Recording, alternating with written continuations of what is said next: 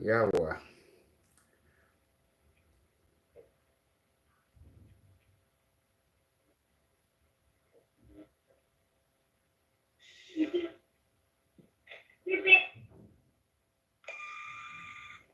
We are on air now.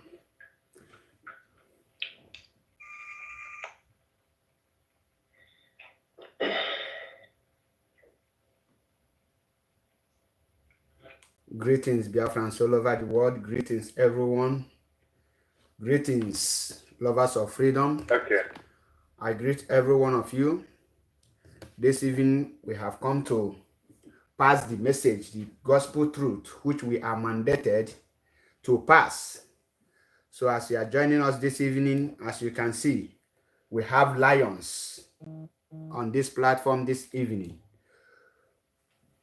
to discuss and to explain what we expect and what is going to happen tomorrow, being the 21st of October 2021, which every one of us know what it is, because tomorrow is a day that the zoo government will come to disgrace themselves. Tomorrow is the day the lion himself will appear before the law court. And I know what you all know what will be happening tomorrow. It will not take you unexpected because we are here to make everything easy for you to understand. We are here to preach the gospel truth so that you will not be taken unaware. On this note, before I proceed, before I go on, let us hand over this very exclusive broadcast into the hands of God. So I call on our brother to hand over this broadcast in the hands of God, Mazi Austin Okonkwo. So my brother, the boy is in your net. You can commit this very program into the hands of God so that we will proceed. Please, as you are joining, share the program so that and invite others. Thank you. Thank you, Maza Shebeme. Chukwukabema bless you. I want to thank my brother Odigoma all the way from Hamburg. Dear friends, please bear with us. Sometimes, in Europe here, there is a lot of winds that are going on outside there. The wind is very heavy on a high voltage. I greet Biafrans all over the world. I appreciate your recognition, and let us pray before we continue. Chukwukabiyama, mighty and everlasting Elohim, I come this day with a bucket of praise and thanks because only you are God. I commit this program into your able hand, asking that you give us understanding, asking that you give us wisdom, asking that you open up a way, touch our lips, that everything that we're going to say tonight, this day, will be for the reference of your name. We also hand everyone, women and men, children across the world who are going to hear the sound of our voice. And I ask, O Lord Elohim, we commit our leader Masin Nnamdi Kanu and all our DOS, Mazede Shem, and every other one that is under him. We pray for our brother Simon. We pray for everyone that are working assiduously. We pray also for those of us who are working on the Radio Biafra. Let me use Mazaloze for a contact. Mazike Spona and Wachinek.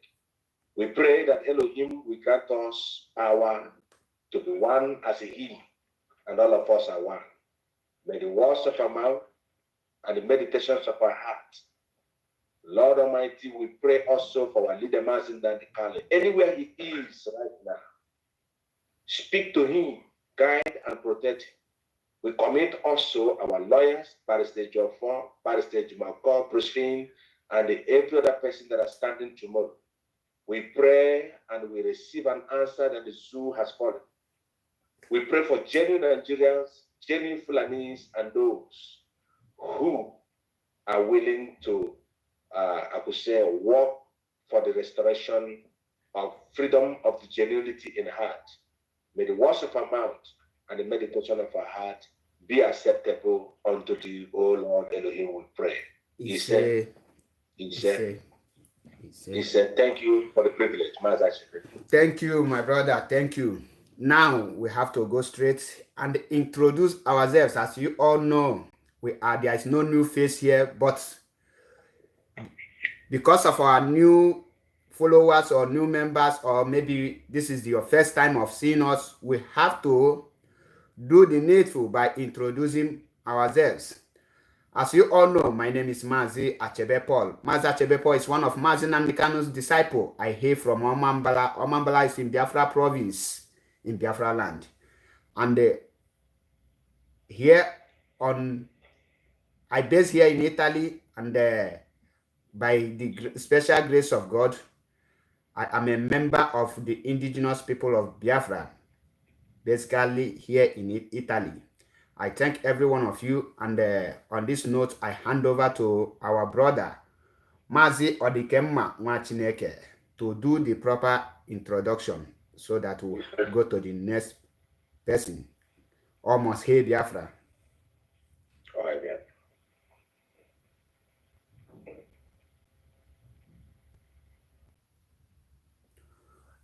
Oh my God. As you can see, it's like our brother Odinkemma is having a network problem. So on this note, I proceed to our brother Mazi Austin to do the needful by introducing himself so that we'll go to what brings us here tonight.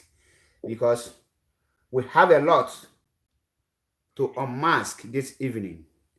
Mazi Austin, can you please introduce to our audience who you are, so that they will know more about you? Thank you, Mazi. My name, as you have seen displayed on the screen here boldly, my name is Mazo Okonkwo. Mazo Okonkwo. I stay in the Netherlands, and that is my name, and I am an activist to the indigenous people of Biafra. Mazo Okonkwo, you see today, I'm also ordained and called to be an evangelist. But those are the ecclesiastic titles. But one of the privilege I have is I am a servant to the people of Biafra under the leadership of one and only incorruptible leader, Mazi Nnamdi Kanu, who tomorrow, by the grace of God, shall be free. That's me. Thank you. Thank you, my brother. This evening, let us go straight to what brings us this evening. Like we all know, we are here to discuss about the restoration of Biafra and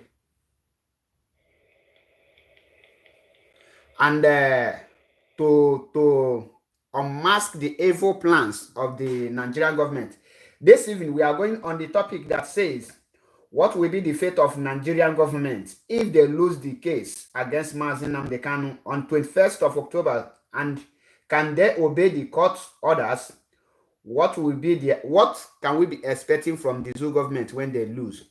Now, before I come back to you, Mazi Austin, let me use the previous case, what happened in 2015, 2017, 2018, as a reference, because we all know that Nigerian government, led by late Muhammad Buhari, which they call the presidency today, has no respect to rule of law. Even in the Nigerian constitution, he respects it not. So to him, there is nothing like law. What do you think that will be the fate of the Nigerian government if they finally bring Mazi Nnamdi Kanu to court and lose the case against him? What do you think it will happen, and what do you think we the Biafrans will be expecting? Can you use 10 minutes to throw more light so that we will move? There's a lot of questions and a lot of discussion we will carry out. So over to you, Mazi Okonkwo, Biafra TV. You are welcome back, Odimkemma Nwachineke. Thank you very much. Thank you. Before my brother comes in to introduce himself, let me answer your question, Mazi Achebe. Let me start from thanking Biafras and those, like as I said before, that are resolute. Coming to your question, Mazi Achebe, the secret of geometry simply says that nothing ever happens. We're talking about Nigeria, and they're talking about what will be their fate. Let me tell you honestly. The problem is not even Muhammad Buhari, but the problem is the constitution of Nigeria. We all in Nigeria will be there. We know that Nigeria has no fate. It is the fate of Nigeria is against every individual born as a Nigerian, grown up as a Nigerian. Coming to what will happen tomorrow if they lose the case. If you ask me, let me start from saying, of course, our leader Mazi Nnamdi Kanu in narratives. Let me lay my horizontal line. Has no case to answer because there is no different from analyzer and analysis. The issue stands like this. He was renditioned. Nigerian constitution towards the arrest or rendition of Mazi Nnamdi Kanu gone contrary to his will and also the will of the humanity. It's not about Muhammad Buhari, but the constitution of Nigeria himself. Nigeria, as you know, is a lawless country. Let's use what happened 1 year ago, the NSAS. They killed the people and they said that nothing ever happens. Coming to what will happen is this. What will happen is what happened during the time of Pharaoh. Nigeria is a stubborn country, and I think Nigeria is more stronger than Britain in the times and in the area of lawlessness. And I will tell you, if I say that Nigeria is a satanic kingdom, it is not to be questioned. One of the things that we're expecting tomorrow is the freedom of Mazi Nnamdi Kanu because he has not committed any sin. And you will see how dubious and lawless the country is tomorrow. Like my brother Simon rightly said, there's going to be a lot of drama that they will pop up that they're going to create in order to create sin to say, this is Mazi Nnamdi Kanu's follower or something like that. Let me tell you, Nigeria has failed and they are going to create all kinds of iniquity in order to cover their sins. We all are Nigerians. The reason why we're agitating for Biafra is that the country is already jeopardized. We must accept the truth. Even as I'm talking now, everyone must understand that even when they lose the case tomorrow, as you have asked me, they are still going to be violent. It has been there even during the time of Fela. But what we have to pray tonight is that God Almighty, as Mazi Nnamdi Kanu has, asked us to pray. Our leader Mazi Nnamdi Kanu is a man that has a foresight spiritually, esoterically, and otherwise. He knew that Nigeria. Remember one time, Mazi Nnamdi Kanu said that he will be coming to the court, but it's not in the Zoo court. I think he knew why he says so, and because he understands that Nigeria is a country where there is lawlessness, where the DSS or the police will catch a criminal and they release the criminal and they will now apprehend a man who's under clean. Nigeria has been like this, and let me tell you, we are not expecting a pure justification tomorrow. But when they lose the case, they will remain who they are because Satan, as you know, can never repent. I think my questions are very clear to you, sir. Thank you, my brother. Thank you. Now, back to Odinkem Manwa Chineke. Now, can you please introduce yourself before we now hand over your own question for you to throw more light? So, over to you, Odinkem Manwa Chineke. Please tell us who you are, and so that our audience will know who is speaking. Thank you very much. You are welcome. Thank you very much for having me. And also I greet my comrade Mazi Okonkwo also, who is here with us on this program. And the other people who cannot be able to make it because of the zoo attack that we are facing on daily basis. My name still remains Mazi Odinkem Mankendele Nwachineke, a bona fide active member of IPOB, and also an active financial member as well, serving the indigenous people of Biafra through media, evangelists, and also music. Thank you very much. Thank you, my brother. Now, straight to the point, the topic of the day, because like we all know that tomorrow is a long-awaited day that we know our leader will be appearing in the court. Now, do you think that our leader will be appearing in the court tomorrow? Do you think the government can bring him to the court tomorrow? Yes, of course. Yes, of course, because when you see what is going on right now in Biafra land, the official of the indigenous people of Biafra, in the presence of Mazi Chike Dozie and DOS, cancel the sit at home. But the people willingly on their own decide to sit at home to show solidarity to Mazen Nnamdi Kanu. And majority of these people that you're seeing, they are not family members of IPOB, but because that the message that Mazen Nnamdi Kanu is being preached to them, they love it. And now, Nigerian government have now captured him or kidnapped him or rendition him or extraordinary rendition him back to Nigeria. And that is why that they decide on their own to do what? To show that solidarity in order for Nigeria to unconditionally release Mazen Nnamdi Kanu. So talking about if he will come out or if they will release him, Nigeria don't have a choice. But the truth of the matter is this, that we must not relent.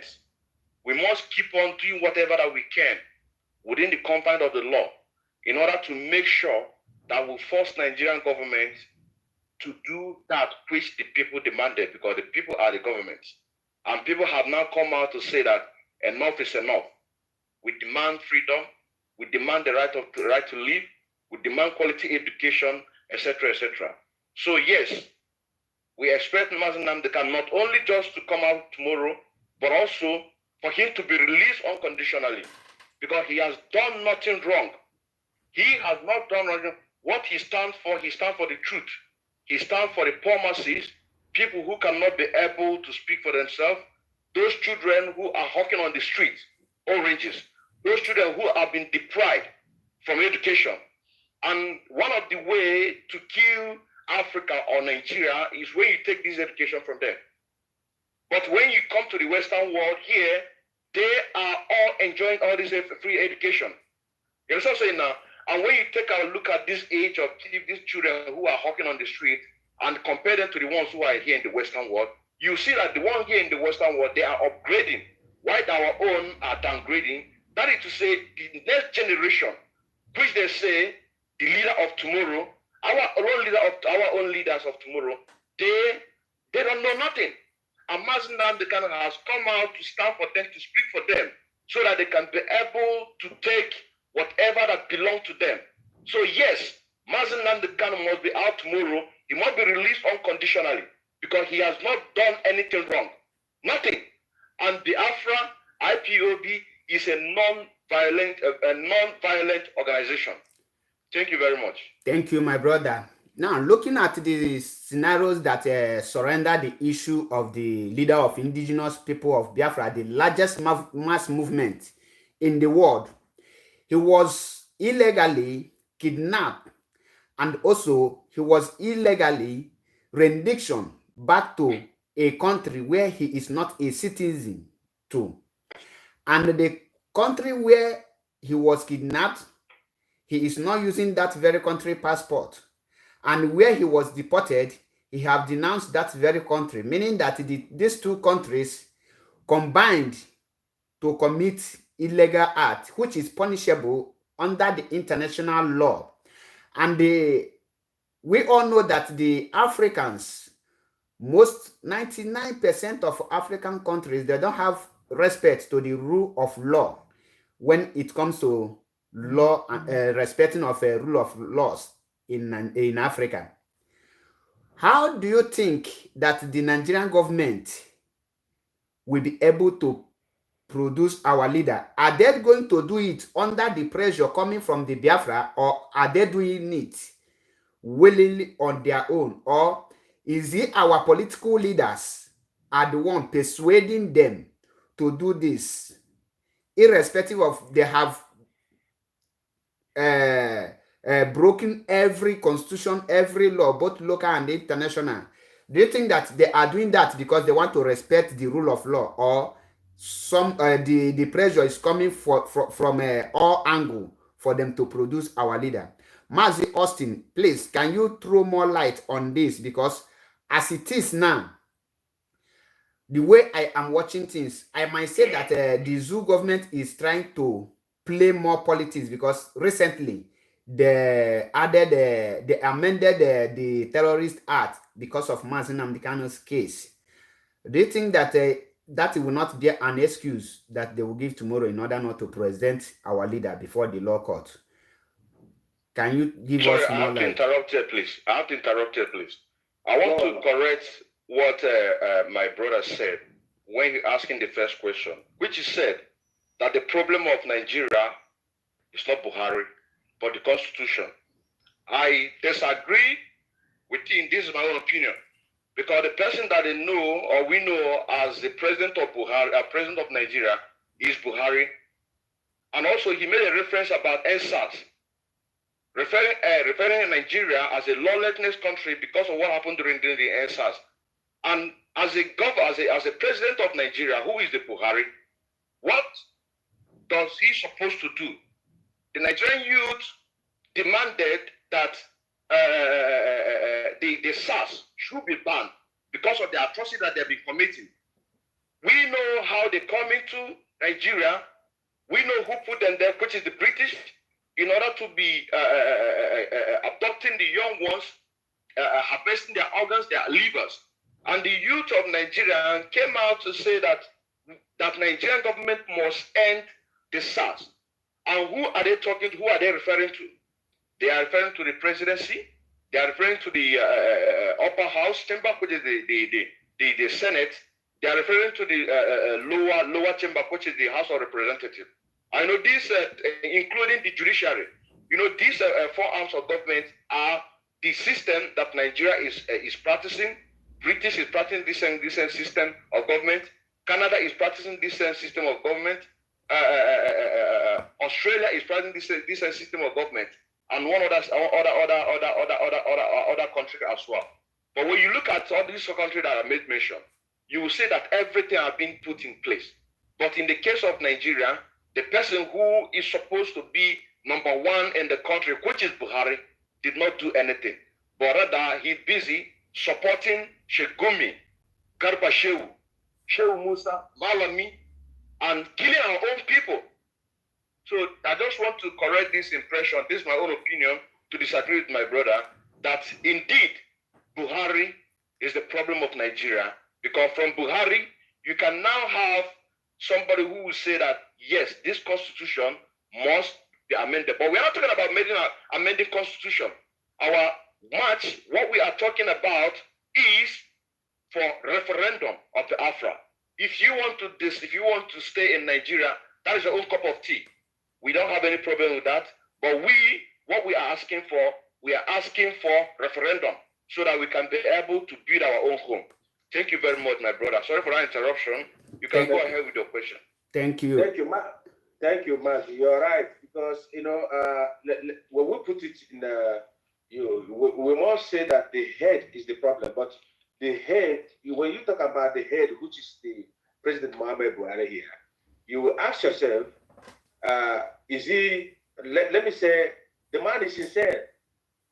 Either he's dead or he's not, he's sick. But when you go back to since Nigeria was amalgamated, you will find out that, like what I said, if you correct me, I will listen to you. The Buhari himself is not the problem of Nigeria. It has been there. During the time when Fela Mother was killed, perhaps it was also not Buhari. It is another president there. So we have to look into why Nigeria has never been moving forward. Like as I said before, as of now, when you say that Muhammad Buhari is the head, because now we have to catch the one who is responsible, the head. Yes, we can say yes, it's Muhammad Buhari for now. But Nigeria has been like this. Nigeria has been like this for since time immemorial. So we have to now go back and ask ourselves, why have Nigerian problem keep on repeating itself, whether Buhari or Jonathan or any other person? That's why I said it is not Buhari himself, but there is a constitution situated in Nigeria that's supposed to be changed. Okay. Let me chip something in here so that we can go back to the earlier question.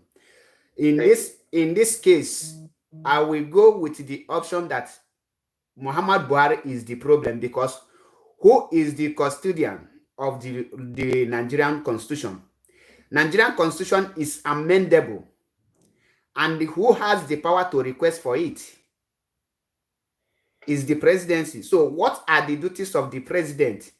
It is the duty of the president to say, okay, this very law now is causing havoc. let us amend it. He will pass it as a bill to the lawmakers. And when the lawmakers, to the lower chamber and the red chambers, they are the one to look into it.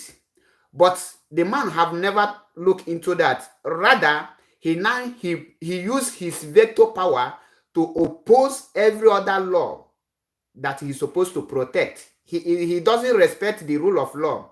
So the law is there to be to guide the president and the citizen of everybody. But if the head cannot respect the law, that shows that there is no law. So what that is, I will call it late Muhammad Buhari or the presidency, because for now I don't know who is the leader of Nigeria. Let's use the word presidency, because when we say Buhari is not ruling alone. Yes, the presidency, which they have every power to amend the constitution. And there is a judiciary which is autonomous. But under Muhammad Buhari, the judiciary is no longer autonomous. They are now being controlled by the presidency. That is why the court will order for a DSS or for anyone to be released, and the man in Aso Rock will not obey it. That is a catastrophe. He is not a president. So everything that is taking place in Nigeria is being caused by this man. So, and that will make me, let us go back to the initial question before this very topic rise up. And I hope you recall the question.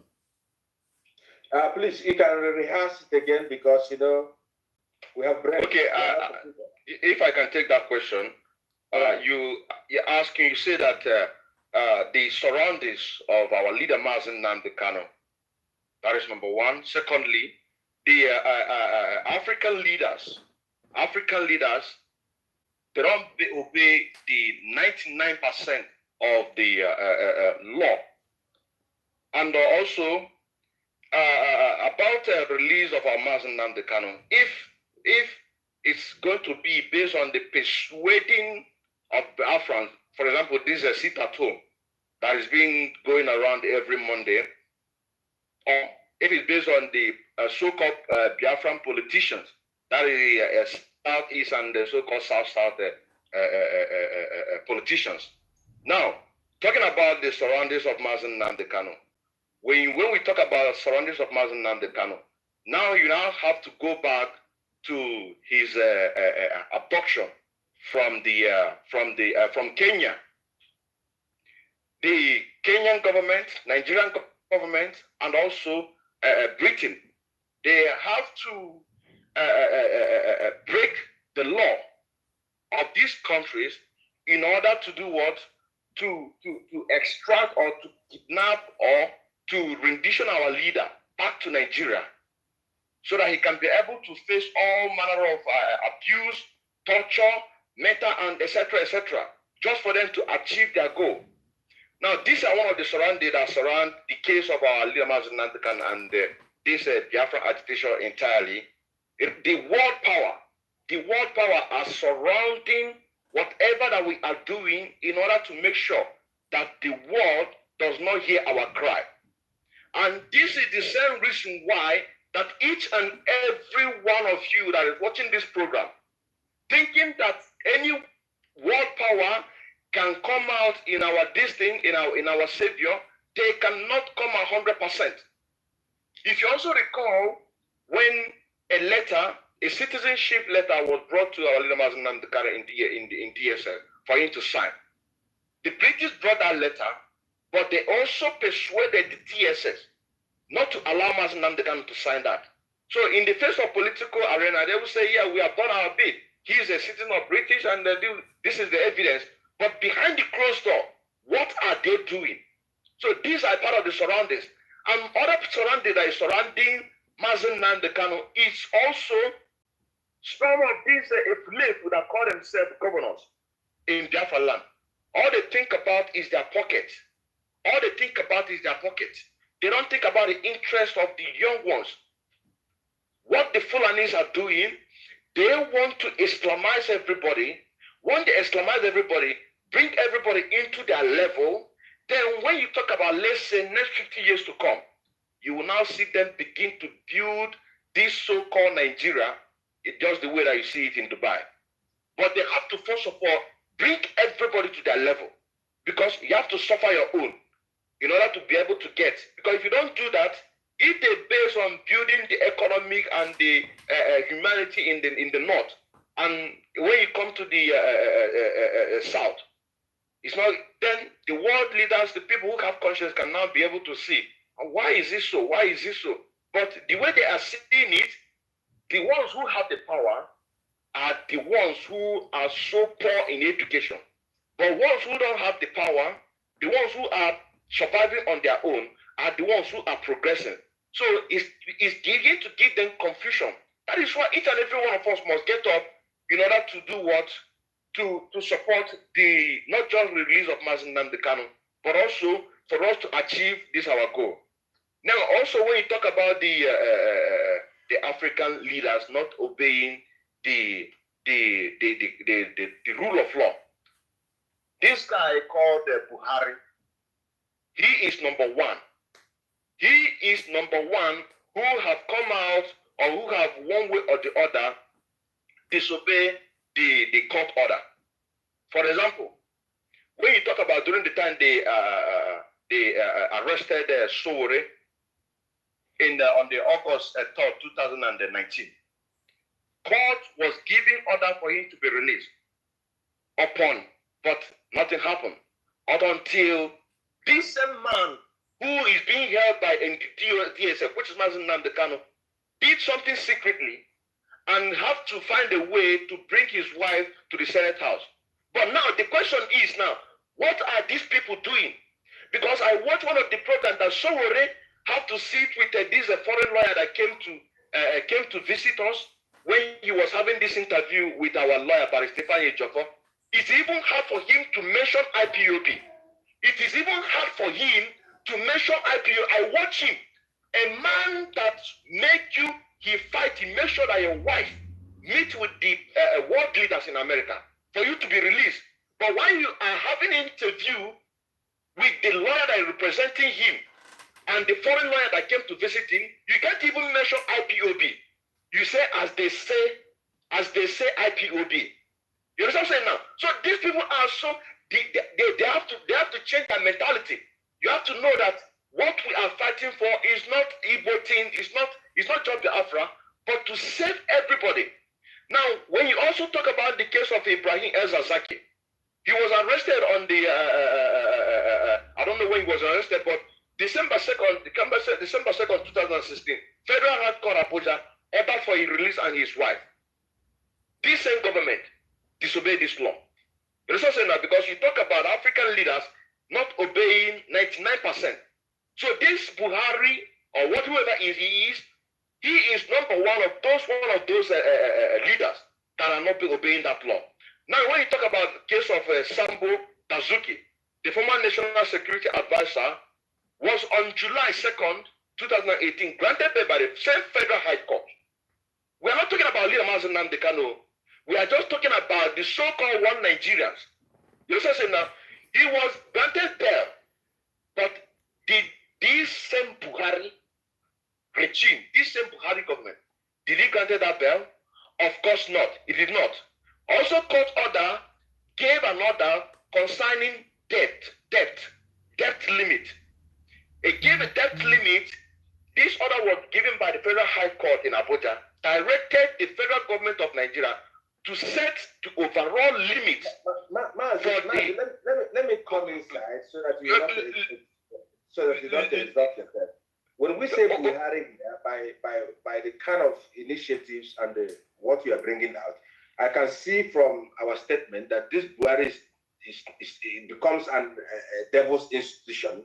It's no more one person, because I don't think there are many people who are there answering presidency, and one man is making decision for them how Nigeria should be run. So it simply means that Buhari has become an institution.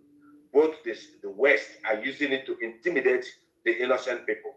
Don't you think that that's what it is? So this of course it is. Buhari has become a devil institution. Just like one of the Croatians, one of the so-called white men, because nobody is white, nobody is black, he said that Nnamdi Kanu is an institution. And when you talk about Nnamdi Kanu being an institution, you are not talking about it in a positive way. Now, when you talk about Buhari being an institution, you're not taking it in a negative way.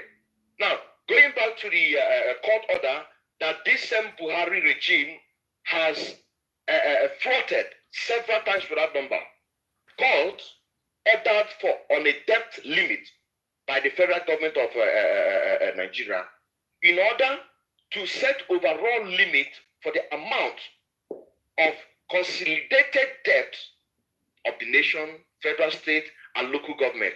Meaning that an act, this consolidated. Now let me break it down. It means that an act against of taking new loans, but to pay off the old debt so that the country can move forward. That is to say, even the judiciary are even interested for this so-called One Nigeria to move forward. But what did this Buhari regime did? He flouted this law. And we know time upon time they have been borrowing money. These are the others. And this is in a response to what my brother asked. Now, not obeying the rule of law. Let us not deviate from tomorrow and what is coming on. Exactly, because now let me come in and let me say this again. Like the question said, there's a lot of question in that very sentence I made, that very in one question. What do you think it will happen tomorrow if they fail, as usual, to produce our leader in the law court? Who are you referring to? I'm referring to Mazi Okonkwo Biafra TV. Sorry, I didn't mention your name. I think I've answered that question, that the Satan can never repent. And the devil can never go to church. So the Nigeria is like the ancient Pharaoh. There is no repentance. They will keep on becoming violent, killing the innocent people. Because I know, if you ask me, from what I'm seeing, it's going to be a drama tomorrow that Mazi Nnamdi Kanu is not coming to the court, because we are talking about the lawless people, those who kill mothers and children in their wombs without no remorse. And we thank God that Lai Mohammed is no more there to lie. But one of the things I'm telling you is this. I picked one word from my brother Simon Epa yesterday when he was admonishing people to be calm, because they're looking for every possible means to create a scene tomorrow that said in the court, then they will take Mazi Nnamdi Kanu back. We should be talking about what will happen if they bring him for 1 minute and take him back. We should talk about, what about, like what you asked me, what are we going to do if they don't bring Mazi Nnamdi Kanu to the court? Now, based on the kind of lawlessness the country is, perhaps, but I thank God that Bruce Finn is around so that the international community will see what's going to happen tomorrow. As I'm talking to you, Mazi Innocent, I think tomorrow is one of the greatest days in the life that Biafran should never forget. And tomorrow, I'm seeing it as a remarkable day that victory is for us, whether they bring Mazi or not. So it is the fate of tomorrow. And I'm afraid, because of the height of the lawlessness of this zoological republic, that they are not going to bring Mazi Nnamdi Kanu. So now, with the words that come from the IPOB leadership, DOS, Directorate of States, day before yesterday, they made it very clear, and they said, and I quote, that if they fail to bring our leader out, that every political leader in Biafra land should be ready to relocate to the north. These are very powerful statements coming from the leadership of IPOB. And you know that whenever DOS make a statement, they will always carry it to the end, because they speak and they act. In other words, I can use the word Tokinadu, because they are the people who are in the front of fighting for Mazi Nnamdi Kanu to be freed. And they are the one who is putting the pressure on the federal government and the Eastern political criminal gang that collaborated together to sell our leader, to kidnap him. And when they make this statement, I know that every Eastern governors they are, all of them are panicking because they know what our DOS is capable of doing. And they know that every word that comes out from their mouth, they mean it. Do you think that the government, out of fear, will produce our leader because they know the leadership of IPOB is capable of bringing the zoo to their knees? In the absence of Mazinam, they can still hold whatever they want to hold, and they will not feel the absence of Mazinam. Can you explain to the Biafrans, most especially, what exactly is making them to panic, and what will make them? Is it they want to respect the rule of law, or the fear of IPOB leadership that will make them to produce Mazi Nnamdi Kanu tomorrow? Over to you again, Mazi Austin. Mazi Odikem, I'll come back to you. If you ask me, of course they are in panic. Let me start first to thank our DOS, because this is what we Biafrans expected of them, to be resolute and speak. When they speak, it becomes there. The Southeast governors and the Southern governors, they know the weight of the DOS, and especially when our DOS speaks from our HOT, they know what it means. They know that whenever time we utter a word, it enters into autopilot. That is why we are afraid. One of the things that makes them now, you see so many people are running around like if they want to go and visit Mazi Nnamdi Kanu. They know the consequence of not going to Abuja tomorrow to appeal to their grandfather, not to bring Mazi Nnamdi Kanu. I see danger as I'm talking to you. Biafrans are ready to starve themselves to death until Mazi Nnamdi Kanu not only surfacing on the court, we want him being released. And these are the mandate of every unborn child of Biafra. Mazi Nnamdi Kanu has to be released unconditionally. When we go to the standard and also the primitive, how they have arrested him,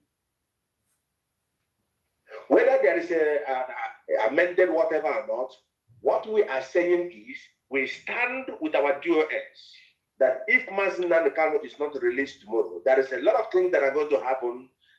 You see, holding Mazi Nnamdi Kanu, the problem, the Southeast governors and those who planned the rendition of Mazi Nnamdi Kanu, they hit their hand on the stone. They thought when they catch the shepherd, then the sheep will scatter. But now what I see is more dangerous than what they expected. So I think to make this load easy and less heavy for them is to release Mazi Nnamdi Kanu, take him back to Kenya and release him to go back to British where he belongs. And the failure to do that, how long are going to hold Mazi Nnamdi Kanu? Even when you bring him to court and release him without granting what he's in pursuit of, which is the freedom and referendum of Biafra, is going to be still, I would say, there's going to be more problem in Nigeria. If I am a Nigerian president, I will check this man, this particular individual, Mazi Nnamdi Kanu. This man has impacted a lot of people. This man have an idea. An idea is like an egg that grows up into a bowel of the chicken or human. So are you trying to tell us that the Nigerian government will succumb to the pressure from that is coming from the IPOB and IPOB leadership to bring Mazi Nnamdi Kanu to court tomorrow? Or you are telling me that the zoo government is trying to pretend as they want to obey the law? That is the reason why they will produce him. Because I need a clarification on that. No, I need a direct clarification on the area you think they are following in order to produce our leader, or are they going to do it as their normal way by not producing him? I want to tell you something. Nigerian court does not have any charge against Mazi Nnamdi Kanu. Like as I said before, analyzer and analysis are the same thing. They are accusing Mazi Nnamdi Kanu. I'm coming. I want to lay a horizontal line, I would say, before I come in there. They are holding a man whose hand are clean. On what levels are they holding Mazi Nnamdi Kanu? Are you holding him because he's an activist? Are you holding him because he's fighting for the referendum? Are you holding him because there's a protest going on his name? No. One of the things, let me go straight. There is a big panic because even in the court, they have no question to ask Mazi Nnamdi Kanu. They are panicking. If I am them, the best way to keep Nigeria alive when Biafra left or leaves is to release Mazi Nnamdi Kanu. And this tension that they are into will be lesser. I have never seen, I have never dreamed and seen any qualified judge that will stand with Mazi Nnamdi Kanu. But my fear is tomorrow. Let me tell you what will happen tomorrow. Two things. Either they bring him partially and they run away, or create zing, as we're talking about now. But the only thing that can save Nigeria, as I'm talking to you from tomorrow, 24 hours from now, or 7 hours from now, is to release Mazi Nnamdi Kanu. If they don't release Mazi Nnamdi Kanu, whether our Biafrans act or not, the agitation keeps on, the killing keeps on. So if I am into the mind of the Nigerians, whosoever it might be, the best option to keep Nigeria still, whether alive, half dead or half life, is to release this man, to dialogue with this man, to give us Biafra. Thank you. I think I will pause it here as we go. Thank you, my brother Mazi Austin Okonkwo. Now, Mazi Oninkema, please, can you still take on the same question and give us your own point of view? Then I will get back to you again. Thank you. Over to you. Thank you. Thank you very much. Whatever that happens tomorrow in our own benefit, which that is what we expect, that they will release Mazi Nnamdi Kanu, the credit goes to the Afrans back home, the ones who have been sitting on every Monday to make sure that they persuade these Biafran politicians. Because when the leadership of IPOB canceled that sit at home, imagine if the whole of the Afrans begin to go to their normal business. That is to say, this running around that the Biafran politicians are running around because it has been affecting the economics of the Southeast.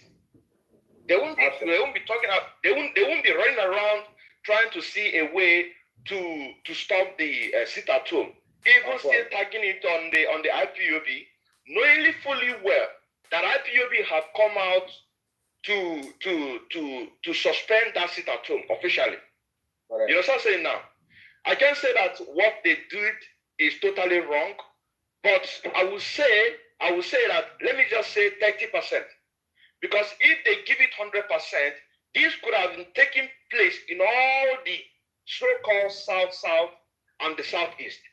And this will now say that the parents are now looking after the children, because as long as we are concerned, the DOS are the parents that we know today that is guiding all the Biafrans, both in the so-called South and the so-called Southeast.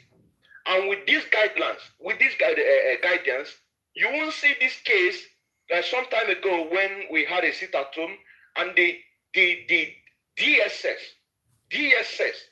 they went and picked, because that is exactly what happened.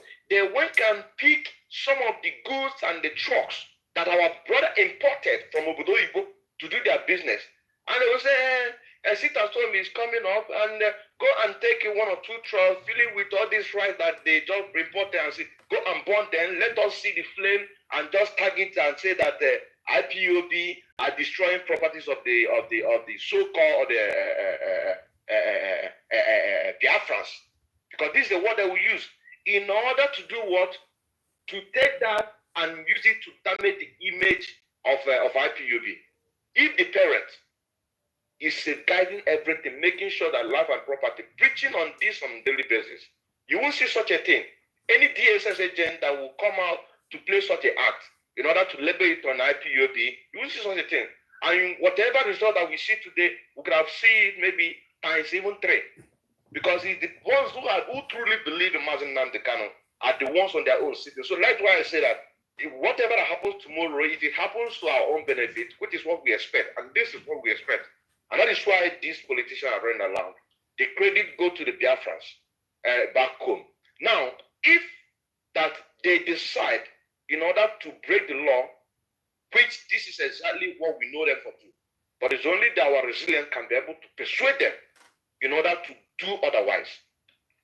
This talking do that you referred the leadership of DOS that they are talking to, we now expect this talking do.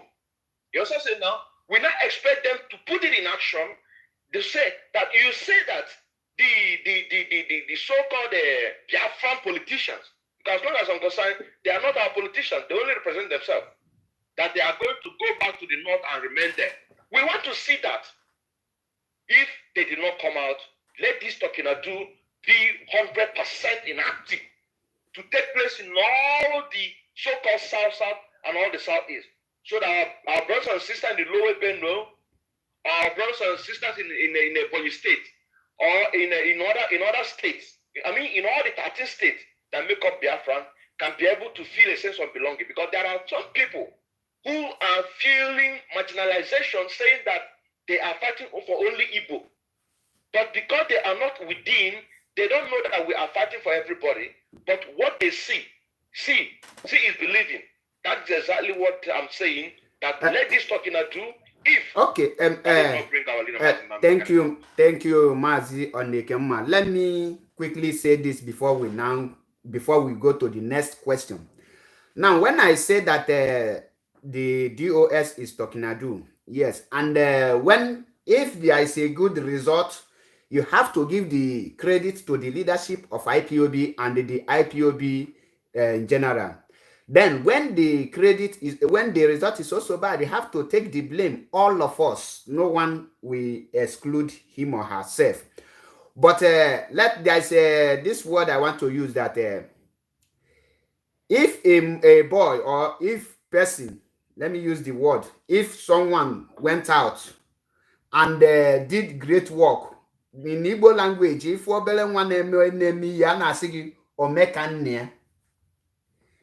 so the reason I use that word omekania, if IPOB, as you said, have performed well, it simply means that the leadership of the IPOB are doing well, because the IPOB are following the footsteps of the leadership set by Mazi Nnamdi Kanu.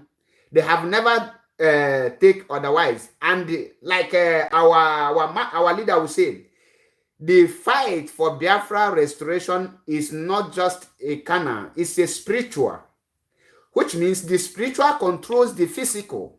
There's a lot of things that will happen underground, which many of us will not know.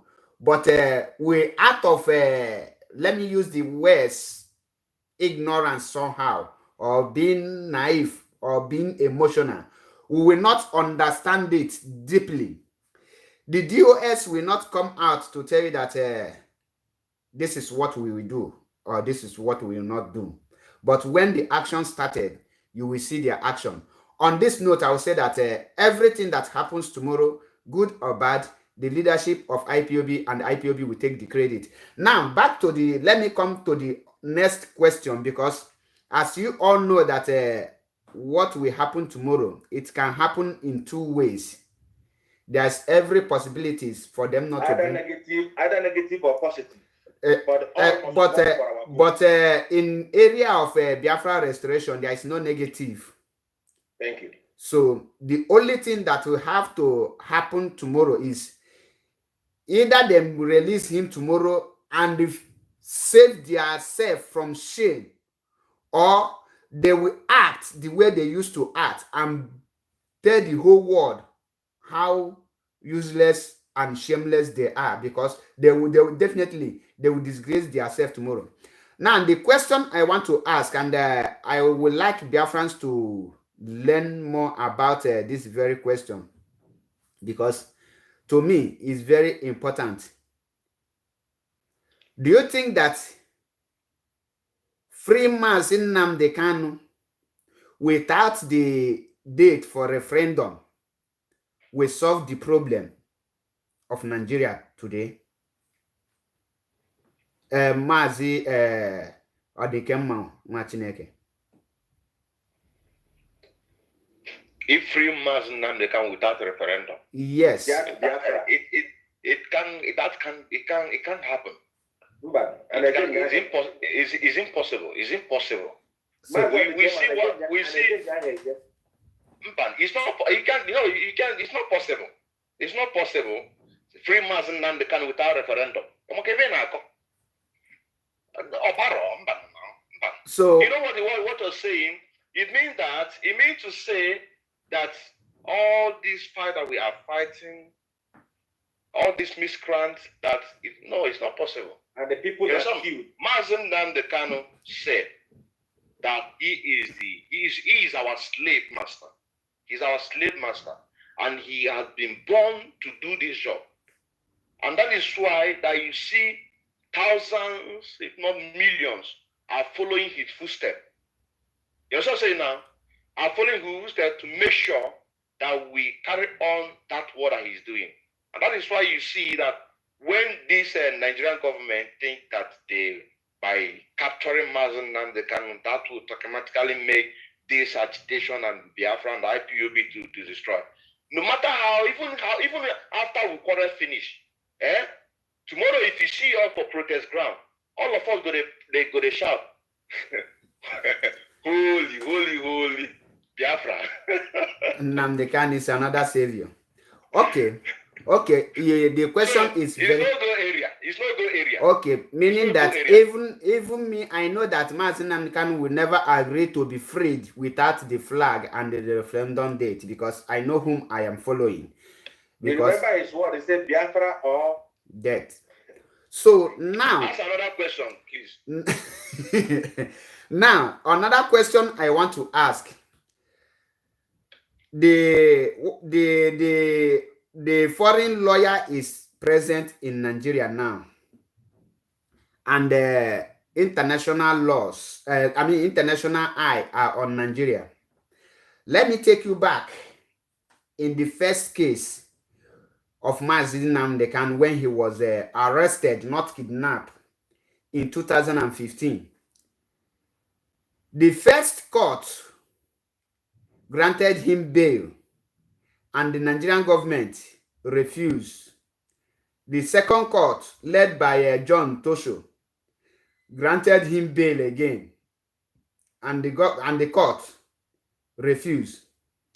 Now, they violated their own court order in the presence of international communities. If now the same court grant him referendum and grant him the bail, and the presidency refuse to obey court order, what do you think that international communities can do in this case? Before you answer the question, remember that ECOWAS court have ordered Muhammad Buhari to pay Biafrans, I think 20 million, and he refused, and nothing was done. So what do you think that the international community can do at this point? Over to you, Mazi Odikemma Nwachineke. Then we'll come back to Mazi Austin Okonkwo. Thank you. Okay, Nwachineke, thank you very much. The last question or the last reference that you made, saying that ECOWAS have ordered Buhari to pay Biafra 20 billion or 20 million, whatever, being euro or pounds. Remember, we are still in Nigeria. We have not gotten Biafra. This money will be paid to us, even in interest. But we have to, first of all, get what we are fighting for.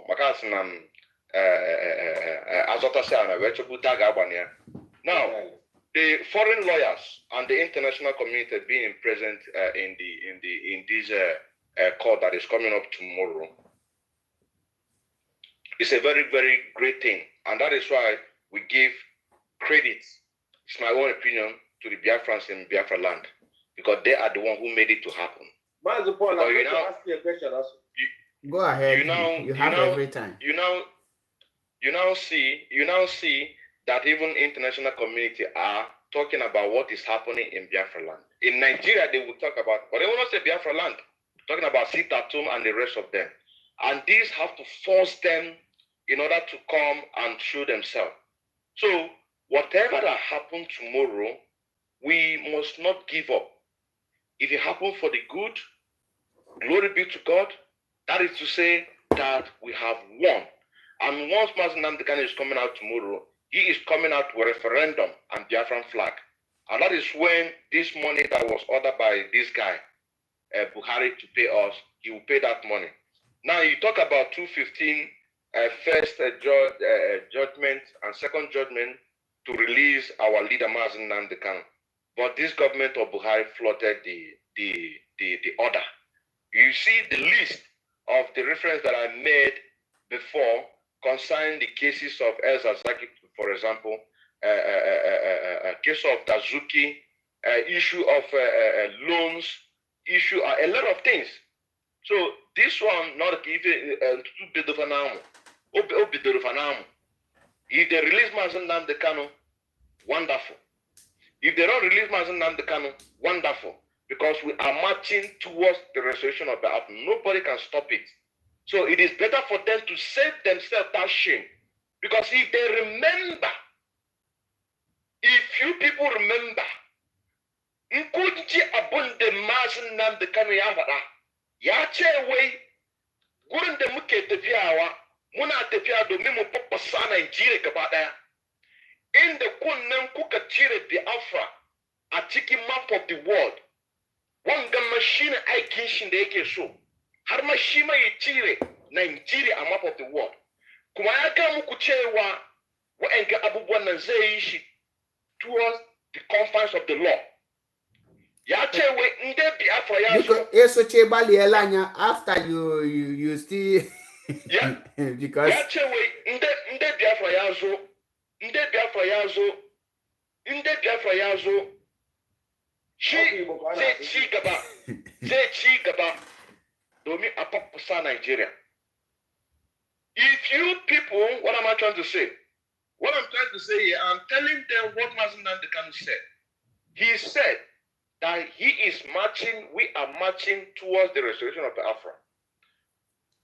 In a sense that the way that they remove the Biafra map, this is exactly what we are going to do. He is going to do to remove map of Nigeria and the map of the world.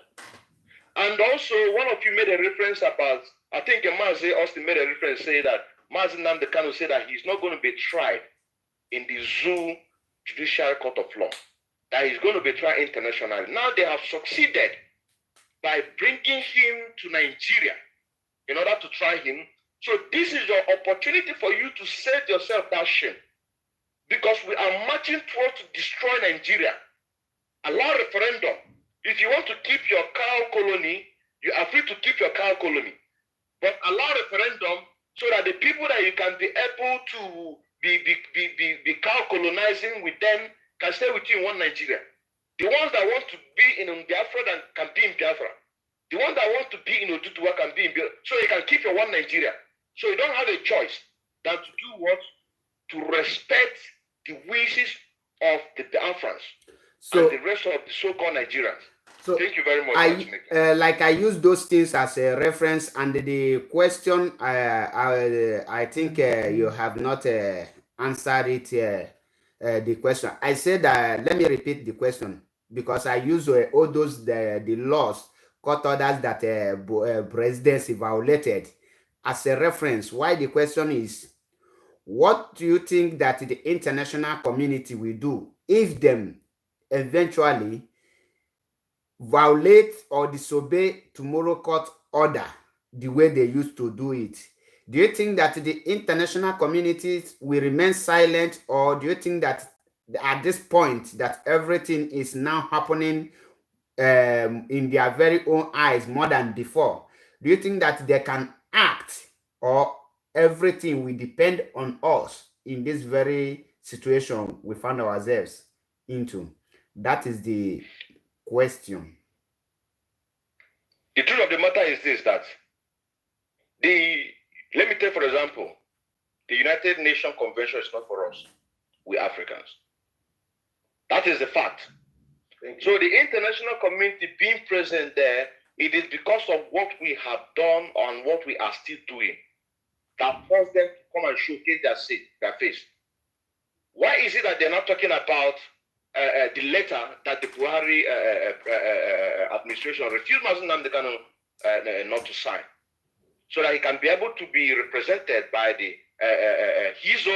his own country, which is British, is a second he's a second country, which is British. Why are they not talking about it? You know what I'm saying now? Why did they pride him from that? But they played that in a sense to show the international community that then the British have come out to do their own job. You know what I'm saying now? But the Nigerian government refused.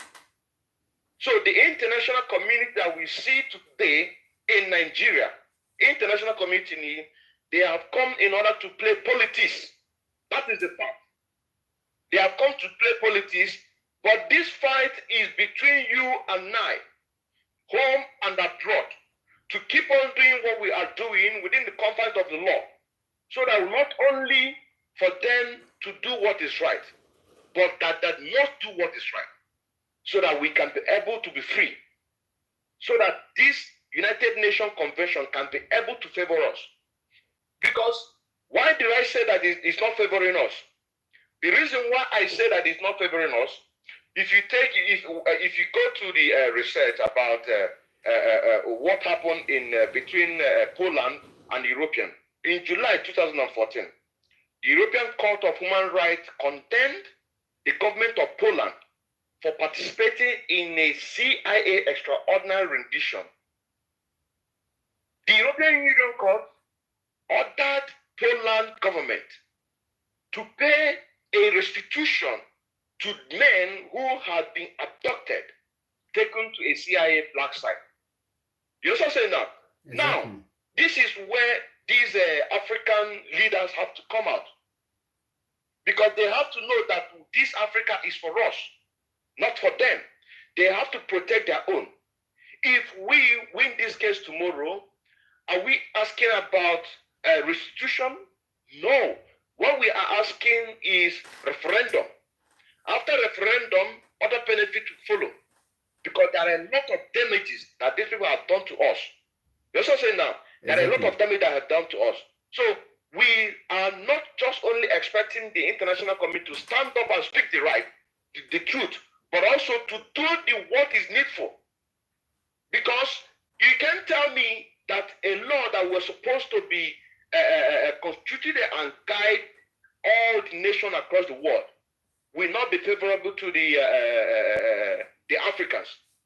Now, if I also go into more what is happening in Nigeria, this IDP camp, internal displaced person, IDP camp, meaning that people who are seeking refugee in their homes, who are forcing them to seek refugees.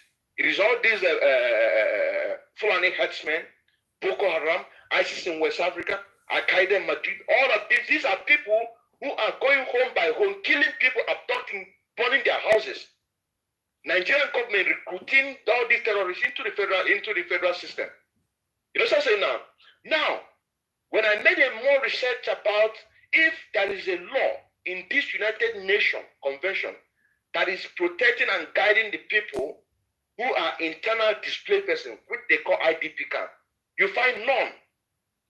That is why, come rain, come shine, no matter what happened in Nigeria, you can never ever see it to be reported in international media, because there is no law in international convention or United Nations Convention that is guiding people who are being massacred in a country, for example, in Nigeria. But such a thing cannot happen in the Western world. You know what I'm saying now? That is why I say on one of my programs, if all these people can please visit them, so that if they visit one or two countries, then they will now put this internal display person law into the United Nations Convention. Because the reason why we are talking about this extraordinary rendition is already on this international law. Even that is not favorable to us, but because the law is there, that is why you see Barrister Aloy Ejimako is speaking about it, or every other learned lawyer is speaking about because of that law. They will be quoting, even though that they know that it's not favorable to us. You know what I'm saying now? So we are not just expecting the international community, but they must, because we have already know what these people are planning, and we are matching them head on through the confines of the law. Thank you. I want to shift in from what you are saying. We're talking about the reaction or the response of the international community.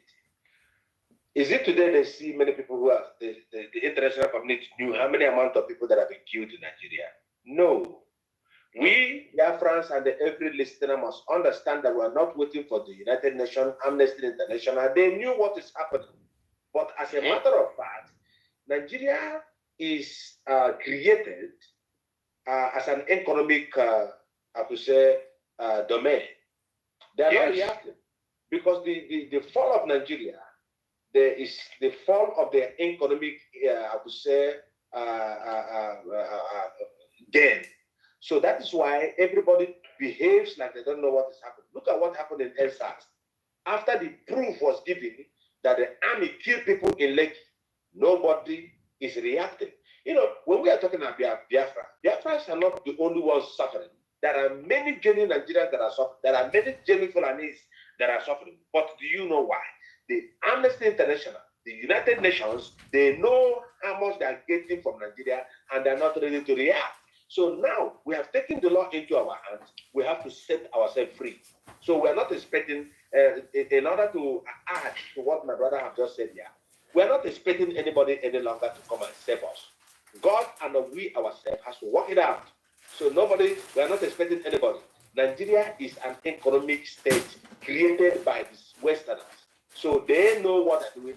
They are not blind. They have seen us on Twitter.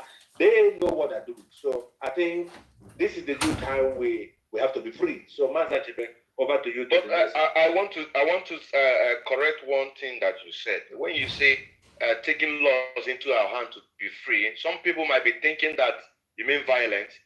By this agitation that we are agitating. By civil disobedience. Good. Because things they refuse to read. Exactly. We must keep on doing the civil disobedience until, a child, you have a child in your house. There are sometimes your child, she or he is hungry. You can see the manner they behave. When we behave like that, in Europe here, in Amsterdam, everywhere.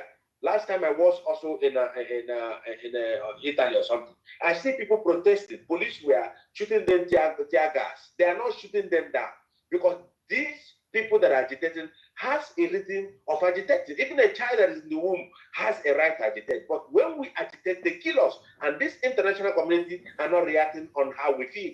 So we don't vote for them. They hate us, we Africans, and of course, especially the Biafrans. I don't know why they hate us so much like that. Let's move. Thank you, my brother. Thank you. Because this evening, like there's a lot of questions. I don't even know the one to ask. But before I proceed, you said you have a question. You have a question for me. I told you that I have a question for you based on what you said. We're talking about our international lawyer that came into Nigeria by name Bruce Fee. Now, the question is to you because all of us here we are coordinator on this particular forum. Now, the last time the man came, they naked him. They wanted to see his pant and the size of his penis before he goes to see Mazin Kano. Now, let me ask you, do you also think that the Bruce Fee will be appearing on the court tomorrow? Come again. Do you think that they will allow the international lawyer to come, the Bruce Fee? Do you think that the zoo will allow him to go to the court tomorrow? Yes, because there is no any law or constitution that restricts anyone from visiting the court tomorrow, especially when the person is a legal counsel to the person that will be appearing in that very court. So I think the answer is yes, because the reason they gave by for restricting him not to see our leader because he never seen him is because he was international lawyer and he's not Nigerian first, and he is a foreigner second, and before he will see him, he will obtain a permission from the law court, which if Nigeria, if I were say that if Nigeria will be is a country that they have law, a functioning law, that might be right. But since they don't have any right, any law, a functioning law, that is a way to intimidate Mazi Nnamdi Kanu, and that is what I see in there. Thank you. Okay, the second one is coming. This is for you and the Mazi of the Gemma. You know, the Nigerian judiciary or whatever, or the police or anything, they are good in restricting the media. Because the media tomorrow, you're going to hear that they send BBC there outside, that they send channel television outside there. And what do you think tomorrow? Do you think that they're going to allow media? Because, you know, there are Wuru people. Then you take over the platform. Thank you. This is a very important question. Before you say, do you think they will allow the media? First of all, the Nigerian media is not independent. They are not autonomous. So, because they have sold themselves, let me use the word, a pride of a man is his integrity. I'm saying this so that we can want BBC tomorrow not to tell us false things. I am coming. The reason why they will not allow any media tomorrow, they will only select the one they trust that those ones cannot leak the truth to the people. They will only select the one which they know that they will give the masses the propaganda which they have cooked, not what transpired. So first of all, for Nigerian journalists to function, they need to free themselves from the politicians, from the government. They first of all need to free themselves to become an autonomous, to do things on their own. Without that, they cannot be able to ask questions, because when you check 99.9% of what Nigerian media are reporting now is not coming direct from the resource. Rather, someone somewhere will now write to them what to say or what to talk, and they will now publish that to the public. So I don't blame the president for restricting them, because they have sold themselves. But in other words, I would say that if they want to carry out their work, they have every right to go there, and they will defy the whatever DSS they have there, because they are autonomous, they have independence. Since the trial is not a secret trial, it's open trial, that is, they have to be there. But because they don't have a shame, they only work according to their how they paid them. So as they paid. Yes, work as you pay as you gain, or gain as you pay as you work. So recharge card system. that is what I see there. Okay. Thank you. Thank you. If I can come in, but there is one response that my brother Mazi Achebe responded in the issue of not allowing Bruce Wayne to come in to see Mazi Nnamdi Kanu, because he's an international or foreign lawyer, that you have to get a permission from the court of law.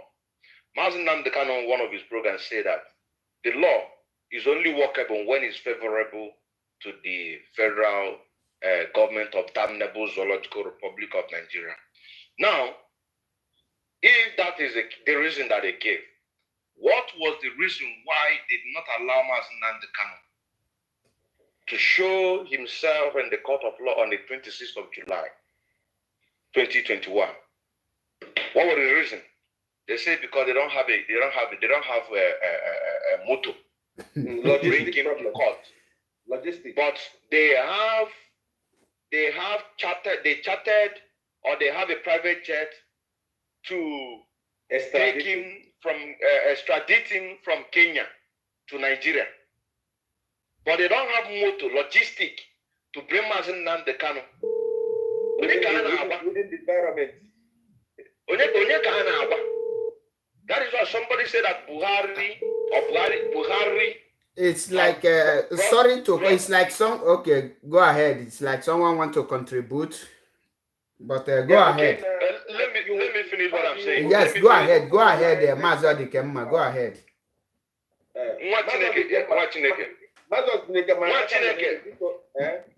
Chelu, I want to go to Gambia because when you Chelu, I want to Gambia. And so the why am I saying this? Because I know a lot of people are going to watch this thing. You know what I'm saying now? Exactly. Nigeria is a lawless country, and the law is only workable when it's favorable to them. That is why when a law give an order, that this when a court give an order, see, this is what's going to happen, this is what you're going to do. If it's not favorable to them, they will not do it. So it is not about a foreign lawyer being an international law. It is because that lawyer is not working for them. And they might have one way or the other trying to bribe that man. You know what I'm saying now? And the man rejected. You know what I'm saying now? So that is why they did not allow it. They have to say you have to go through the court to get this and that. To get this and that. Another one, you talk about selected media. But before I talk about the selected media, you also remember there was a time they did not allow, even that 26, I think, they did not allow our lawyers to go into the court of room. But they only allowed the government lawyer to go in. But you are supposed to be a one Nigeria. You select one that you are going to allow to go in and leave the ones who are defending the indigenous people of Afra and Mazi Nnamdi Kanu. And this is also what is happening in the media. So Nigeria is a lawlessness, and the law is only favorable to them, but we have to force them in order for them to act. What we expect tomorrow is to allow the media to come in there. Exactly. Of course. The question now is that we will be expecting that, but me and you know that they will not do it. They will not, because they have secret things to hand. Bruce Finn is there, and I wish that everything goes according to the law. Now, so that let the me... international body, if Mazi Nnamdi Kanu has to appear tomorrow in the court, the whole world will be watching, and the BBC, we are warning them this night to make sure that they said what exactly that happens. Because after tomorrow, we decide the fate of Biafra and Nigeria. Thank you, Mazi. Now, let me drop a number so that whoever that wishes to call in can also, if you have question or have your contribution to make, you can go ahead and make it. The number is there already. Oh, we lost okay, it's back. The number you can see the number on the screen. You can call on WhatsApp or direct number. If you have any question for any of these lions you are seeing here, Facebook, some of our social media warriors. So you can go ahead and ask your question, or if you have any contribution to make, then you can go ahead. Now, this question goes to Mazi Austin Okonkwo. Now, like our people we say, Uge Belugo Nambabu. We all know that this is the last fight. This is the last stage of Biafra restoration. And we know that at this point is do or die we are into. What do you think that Biafrans should prepare themselves after tomorrow? Thank you. According to our DOS, if we succeed releasing Mazi Nnamdi Kanu, Biafrans should be expecting a good life ahead from now henceforth. But if failure to release Mazi Nnamdi Kanu, as our DOS have also said, means that every Biafran must have arranged themselves for the one who sit at home. Because today, I have some people who are saying, no, our people, are you sure we are prepared for the sit-at-home order that is going to last 1 month? Some people are becoming so soft in their heart, in their mind, thinking about what they will eat and the perish tomorrow. Let me tell you, DOS did not bring this order today. Every Biafran must have known that your cassava is supposed to be arranged. you must know that your business is supposed to be arranged. Sorry to cut you. We have the first caller on the phone. Let's hear, then we'll continue. Hello. Hello. Caller on the phone. Tell us your name. Almost hey Biafra. Tell us your name and where you are calling from. You go straight to the point. I'm calling from Turkey. Or many is calling from Turkey. So my brother, Igbo, because now I na solo ndị ọzọ oyibo. Oyibo ahụ dị mkpa mana ndị Igbo anyị ji ka anyị na-asụ Igbo ka ụfọdụ amatala ọmata maka ndị na-akụ. Ekene m ụmụnne m ndị nọ na program na mgbede a. Ọ ya adịrị unu na mma. Ise. Dịkwalụ maazị onye ndu na mma. Kwa ama mkpọ ya enwere ike ya eme ya. Ọ ya kanwabe enyi kwa ọfịa ụmụ anụ agabe. Ọ bata odie. Ọ ya adịrị ya mma. Dịrị ya n'ụtụ, dịrị ya na mgbede, dịrị ya n'abalị. So ihe m chọrọ ịkọntribut n'ife a na-ekwu. Wow. Ife gbasalụ midia unu tụpụtalụ gbasalụ ime midia ala. Ọ bụrụ na ị wọchiri ife melu yesterday and then the day before yesterday, but the first year on the channel TV na o mere onye ndu interview last time. They know what they are doing. Ama na ife ha na-eme. Afọ na any media mbụ media na-anụnwa na-eme interview to tell the world the truth. N'ime onwe papa ya abound ya. So, our man anyị ife nwute no, he preferred to use our dialect and which is allowed. No, go ahead, Maz. So, otu ahụ ịfụrụ ha kọbalụ no channel TV, channel television ịfụfa 5 million because na o mere onye ndị interview a highlight. Ife niile anyị fụrụ bụ gidigidi fa na-agba ife ọbụla ha na-achọ to terminate two people actually terminate. Secondly, now loyalty from US well authority to enter court. But in considering the born on a GSS, anyway, come a payment I allow. But court to approve everyone inside the court. So another one actually on the Bible tomorrow.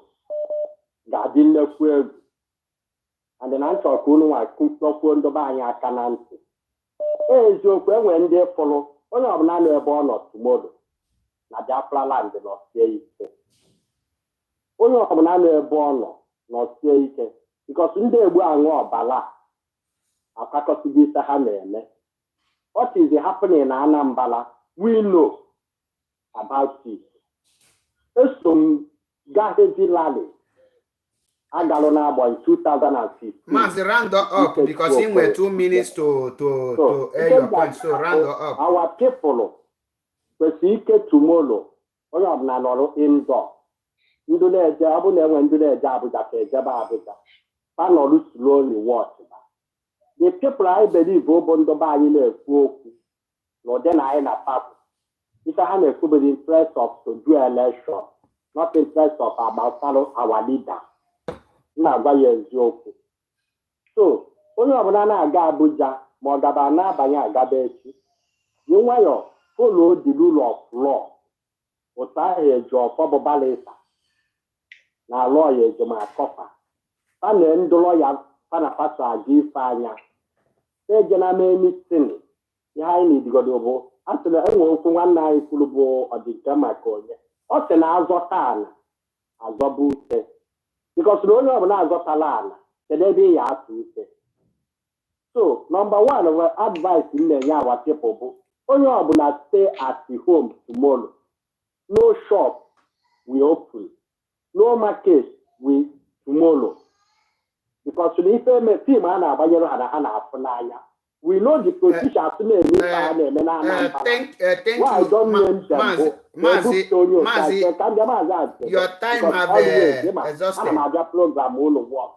Exactly, but today you have a free a short period to communicate. You 4 more days, just you 4 3 minutes because all these people are doing this thing. We know that. Manakoni and Dokota, when you are program, I get the power. And that cause on Donante. Some boys in there, I don't know what to with it. Mazi, that is not what we are discussing now because I both IPOB allegation in Anambra. Ongo maya malo onweya. Ongo maya malo onweya. Only after APC, after any candidate, allow IPOB do their own normal activity. Ama ife nje kwifa. Bugo mumbo na Nigeria wo bata obodo anọ. Ngba ya me bullet mbu na 2016. Ife nje kwifa dey when na blood dey ekwu okwu. We are the one who fight Pusika. Adime ekwu yezo ọnụ. I fight Pusika. Mazi, round up,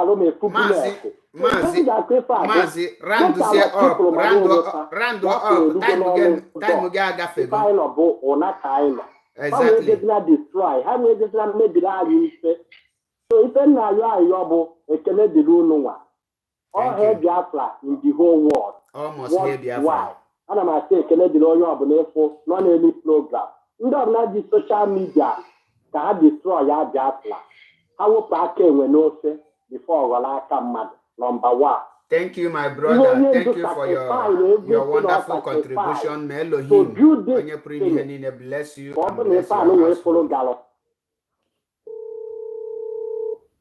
Simple.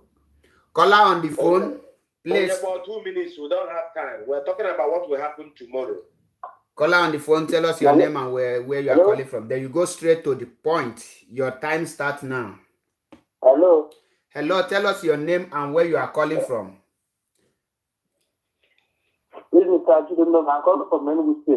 Okay, Buka. I hope you know the rules. Go straight to the point. You have only 2 minutes.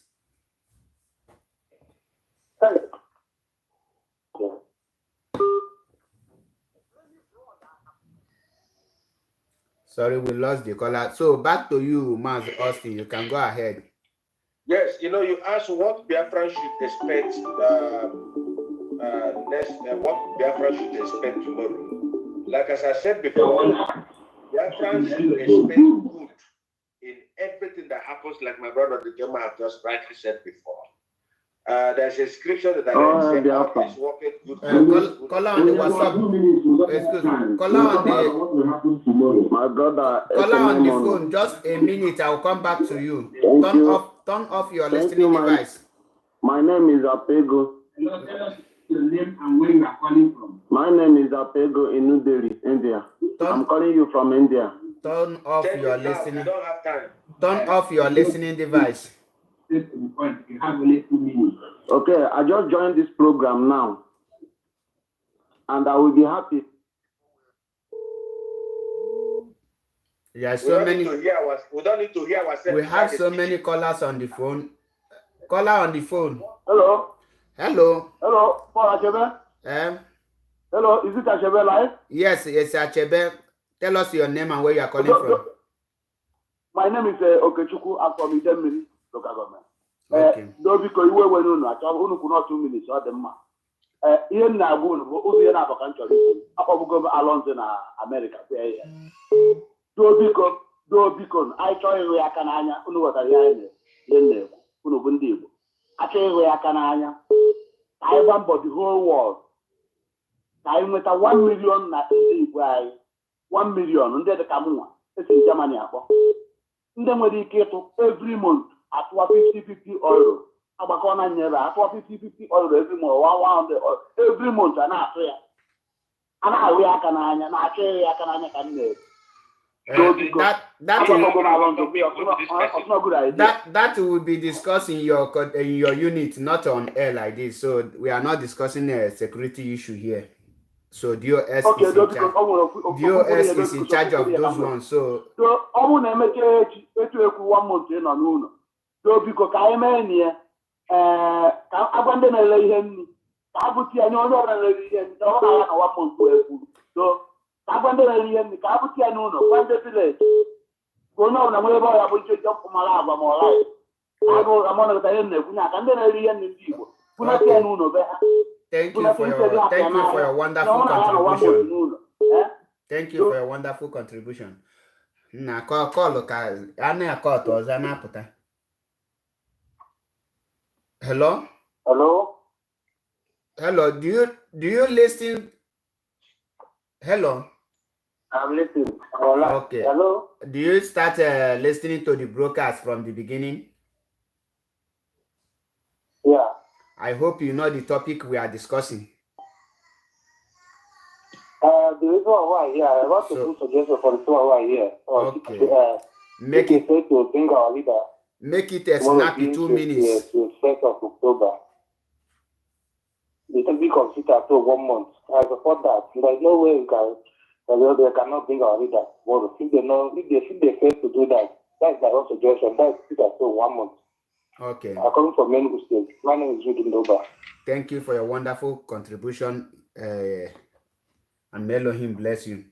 Now, Maz Austin, I will not speak another call. I will give you time to round up so that we will understand what we are doing, because the call is like I will switch the phone off again, then we move on.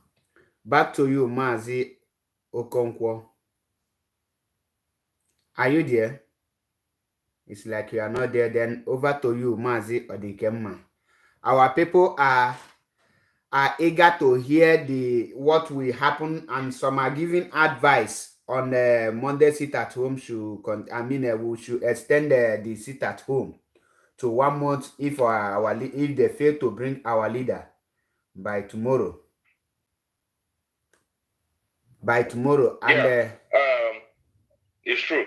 That is where you talk about talking ado, and this is where we expect the leadership of DOS, the leadership of IPO, which is DOS, to put 100% in whatever that we are going to do from now, because we need collective effort in order to achieve that. And also our people on this 1 month sit at home, which one of the last callers said, that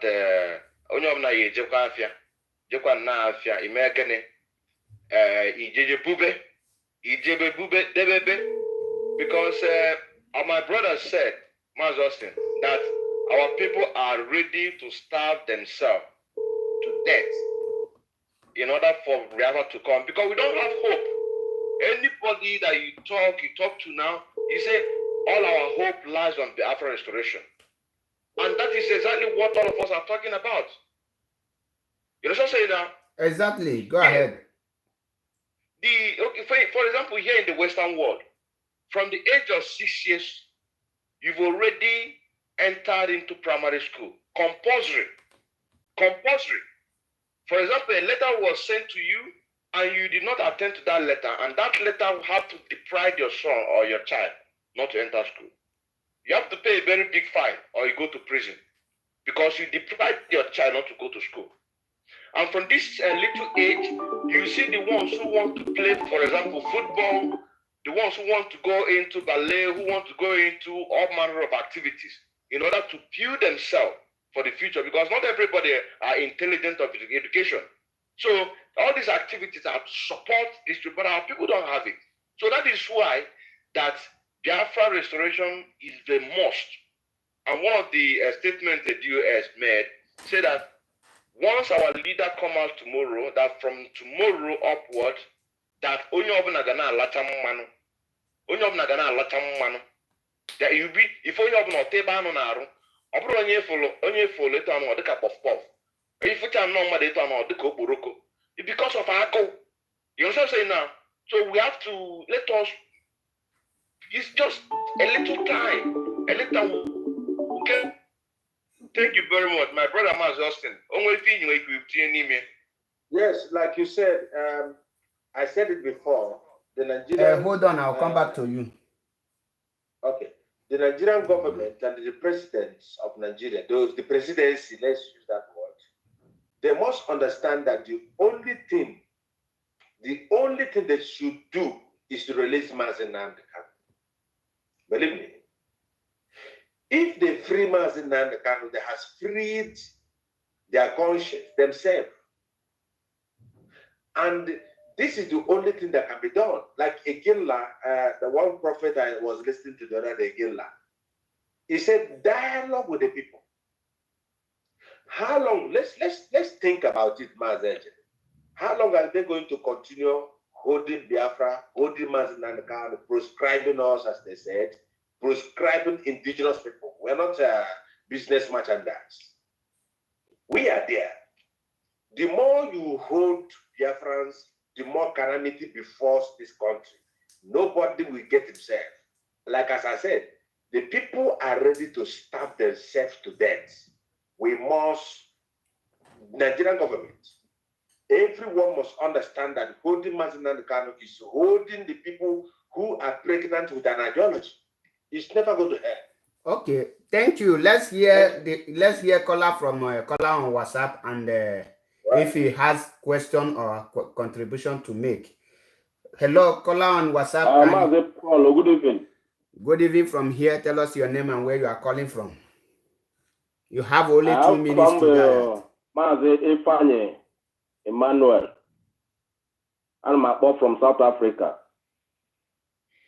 Contribution mo as regard to Echi bo oya kama ya ọrụ na agwa ndị be anyị ndị a nọ n'ụlọ ka ha nọrọ n'ụlọ ndị nwekwe opportunity ga Abuja ha jewa Abuja maka na okporo ụzọ adịghị fecha maka ndụ ndị mmadụ ka ndụ fụkwara anyị maka na ọkwa ndị mmadụ ka ndị mmadụ ga-eme the celebration of Mazi Fine, do you listen to Radio Biafra day before yesterday? Yeah. But you know, all these things have been announced and addressed there. So you have to contribute according to you have to make your contribution according to the topic we are treating, because the day before yesterday, if people don't have a reasonable question to ask, let us continue what we are doing. So me, I'm not a fan of all this phonics program. I don't have all this telephone. Let us continue what we are doing so that people can be able to learn. So you can go ahead. What you people are doing is the normal thing to communicate and ask your question. If you have question, you ask. The ultimate way. Okay. Follow most especially go out Mazi Achabe Paul. I follow your program always, almost every day. That is why what we are doing today, if you have any question for any of us here, you are free to call in, ask your question. Or you give us a clear suggestion. So thank you. Hello.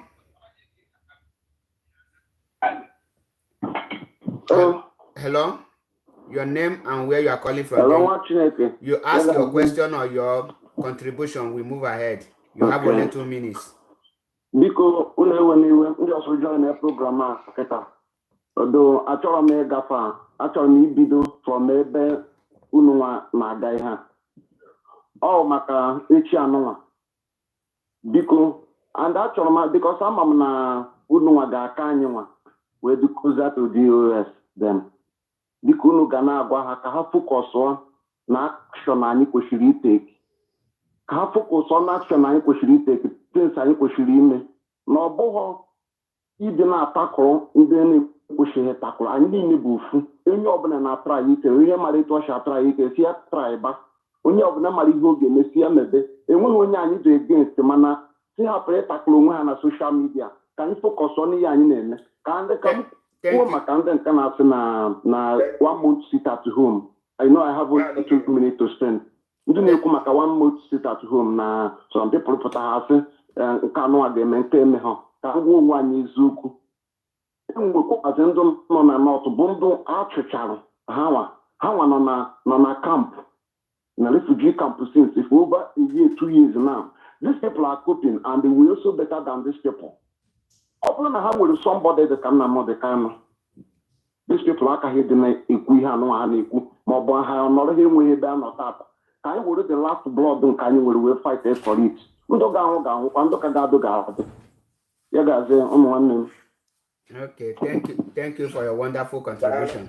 God bless you. I think we have received a lot of calls, many calls. I will not be picking on another call until we round up a little bit. Then, because it's good to give some people audience so that you will know the people's opinion. So you know their opinion. There is a lot of course. So on this note, let me ask. There is a word Mazi or the Kema used.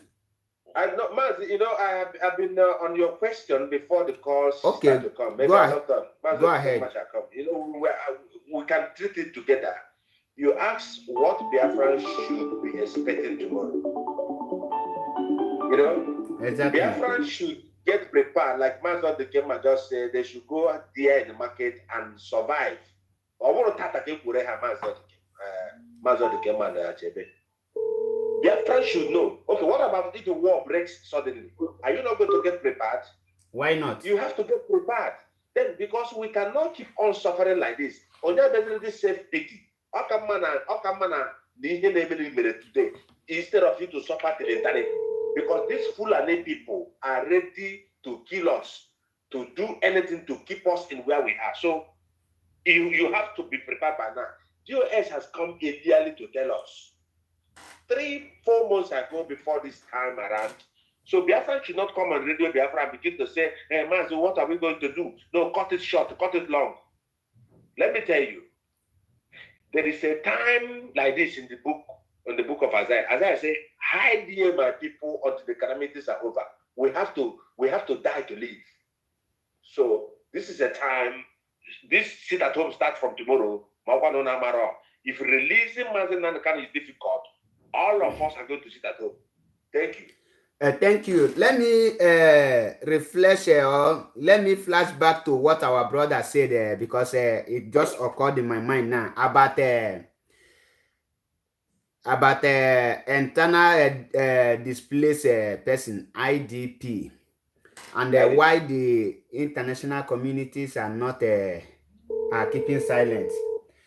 This is there is something I want to I have never heard someone seeking asylum in his own country before. So at this point, here in Italy, I have not heard about internal displaced person. Or have you? No. Someone, there is it's like one of you are listening to the broadcast. Now, the international communities don't recognize that international displaced person. Why? Because antenna. Because when you displace your own antenna, it's your own problem. It's your own problem. That is why the international communities cannot put mouth, because you now as a person, for example, you entered Italy illegally, you can seek asylum because your life is in danger. Now, the international communities are looking for the government of the day to tackle the problems of that internal crisis. And internal crisis, when the government fail to handle it, the citizens will rise up to address it. So, but the citizens of Nigeria, they have failed to address the problem of internal crisis, internal displaced, all this IDC camp or ID. In fact, I would say that the citizens of Nigeria are the one creating this IDP camps, because when you talk about revolution, there is no great country in this world without a revolution. Who are these people that carry out this revolution? Are the citizens of the same country. There is a program I made last year. I say, can anything good come from Nigerian youth? And I answered myself, no. Because there is the opportunity Nigerian youth have to repair Nigeria and to stop this internal displaced people is during the EndSARS protest. But they failed. So I am just explaining. I am not asking you a question now. If Nigeria... I have to ship in something there. Okay, just give me a minute. Just give me a minute till you come in. If they know that they cannot achieve results, there is no need of coming out for the first place. It's better, like Totti said, that I will never back on a journey that I know I will never finish or I will not see the end. So the problem of displacing Nigerians in their own country, or Nigerians seeking asylum in their own country, is being caused by the Nigerians because they fail to stand up, to rise up. The hatred among themselves, they prefer to die in the hands of a Fulani man than to allow Igbo man to solve his problem. So for that, I can say, let them perish if that is what they wish. So go ahead and continue with what you want to say. Thank you. You say that Nigerians are the cause of their problems. Yes. Okay. If I may ask, what is the job of Human Rights International? Human Rights International, what did you call it? Human rights. Who will enforce the human rights to work? Is the Human Rights International. Is the citizen. When a Human Rights International fails to work, the citizen will force them to work. Let me use this. I'm coming. Let me bring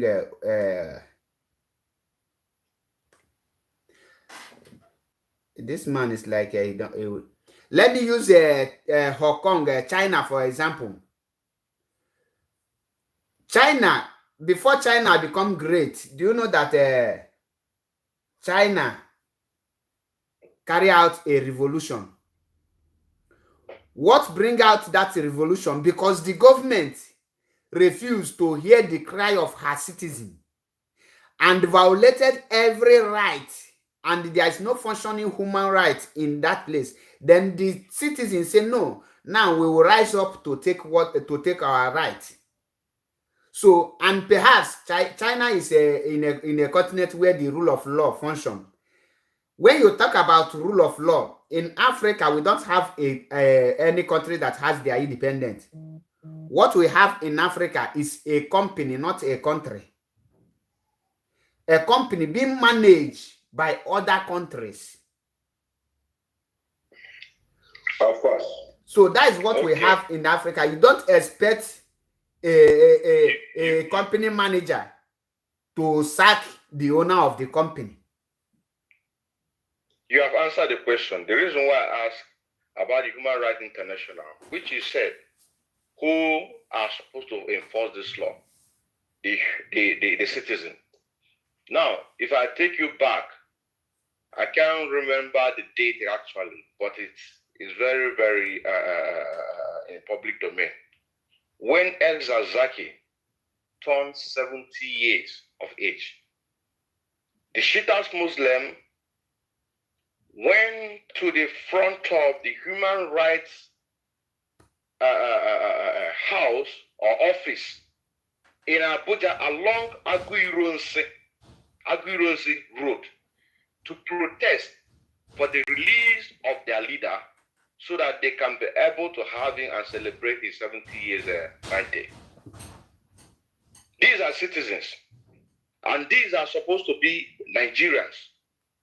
You understand now? Now, what did the human rights did? They did nothing. They stood there. The security forces of Nigeria came in, used a tear gas to neutralize them, and begin to release a live bullet on them. What did the human rights did? They did nothing. Okay, let me ask you this question. Sorry to interrupt you. Who are the human rights workers in Nigeria? Are they Nigerians or foreigners? They are Nigerians, but they represent the international body. Yeah? No, you see? So and you want a citizen of a zoo. No, it is not a funny. It's not a funny. Yeah, I understand.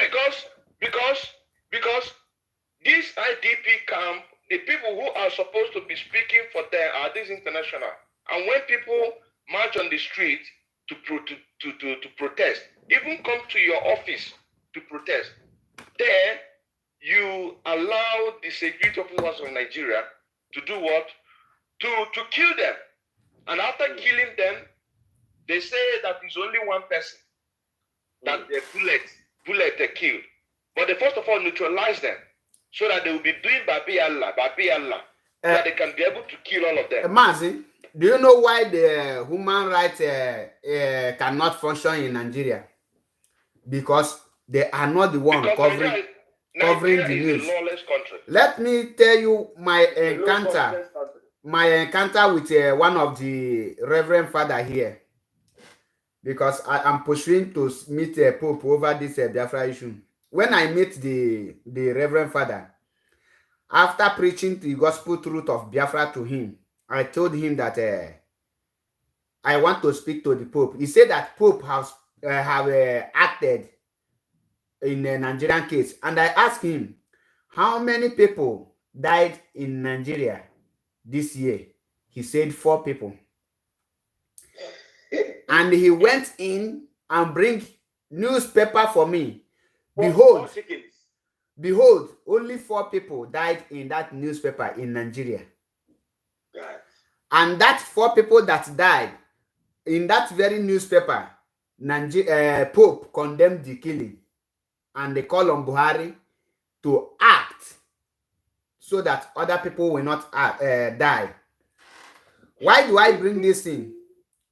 Because the human rights, the worker there, their life is more in danger more than you.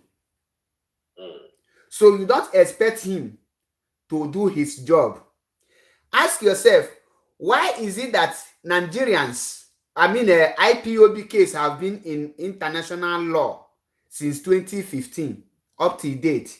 Nobody have called it up. Do you know why? I have to cut you, my brother. When you say that their life is more in danger more than me. Yes. Mazen Nnamdi Kanu and the rest of the people who have decided to follow this path. What we are doing is more dangerous. Human Rights International is a government constitution. They are government body, international. You understand what I'm saying now? What we are doing in some other countries not allowed to do those things. Like if you go to some of the Asian countries. So what we are doing is more dangerous.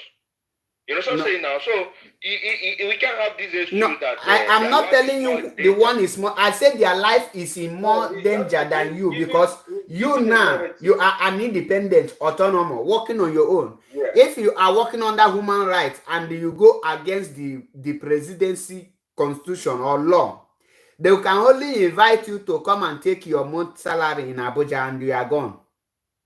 All right. And when they talk about human rights, to protect the human rights. Who are there to protect human it? Rights, and what law are you going to go against? You are there to protect the human rights of the citizens who are being killed on a daily basis. On a country where there is a human rights law, not on a country where there is no human rights law. Just like Nigeria. When it's an example now, maybe a country where, like for example now, you cannot judge any person in Anambra State with Sharia law because there is no Sharia law in Anambra. But you can judge someone in the north with Sharia law because there is a Sharia law.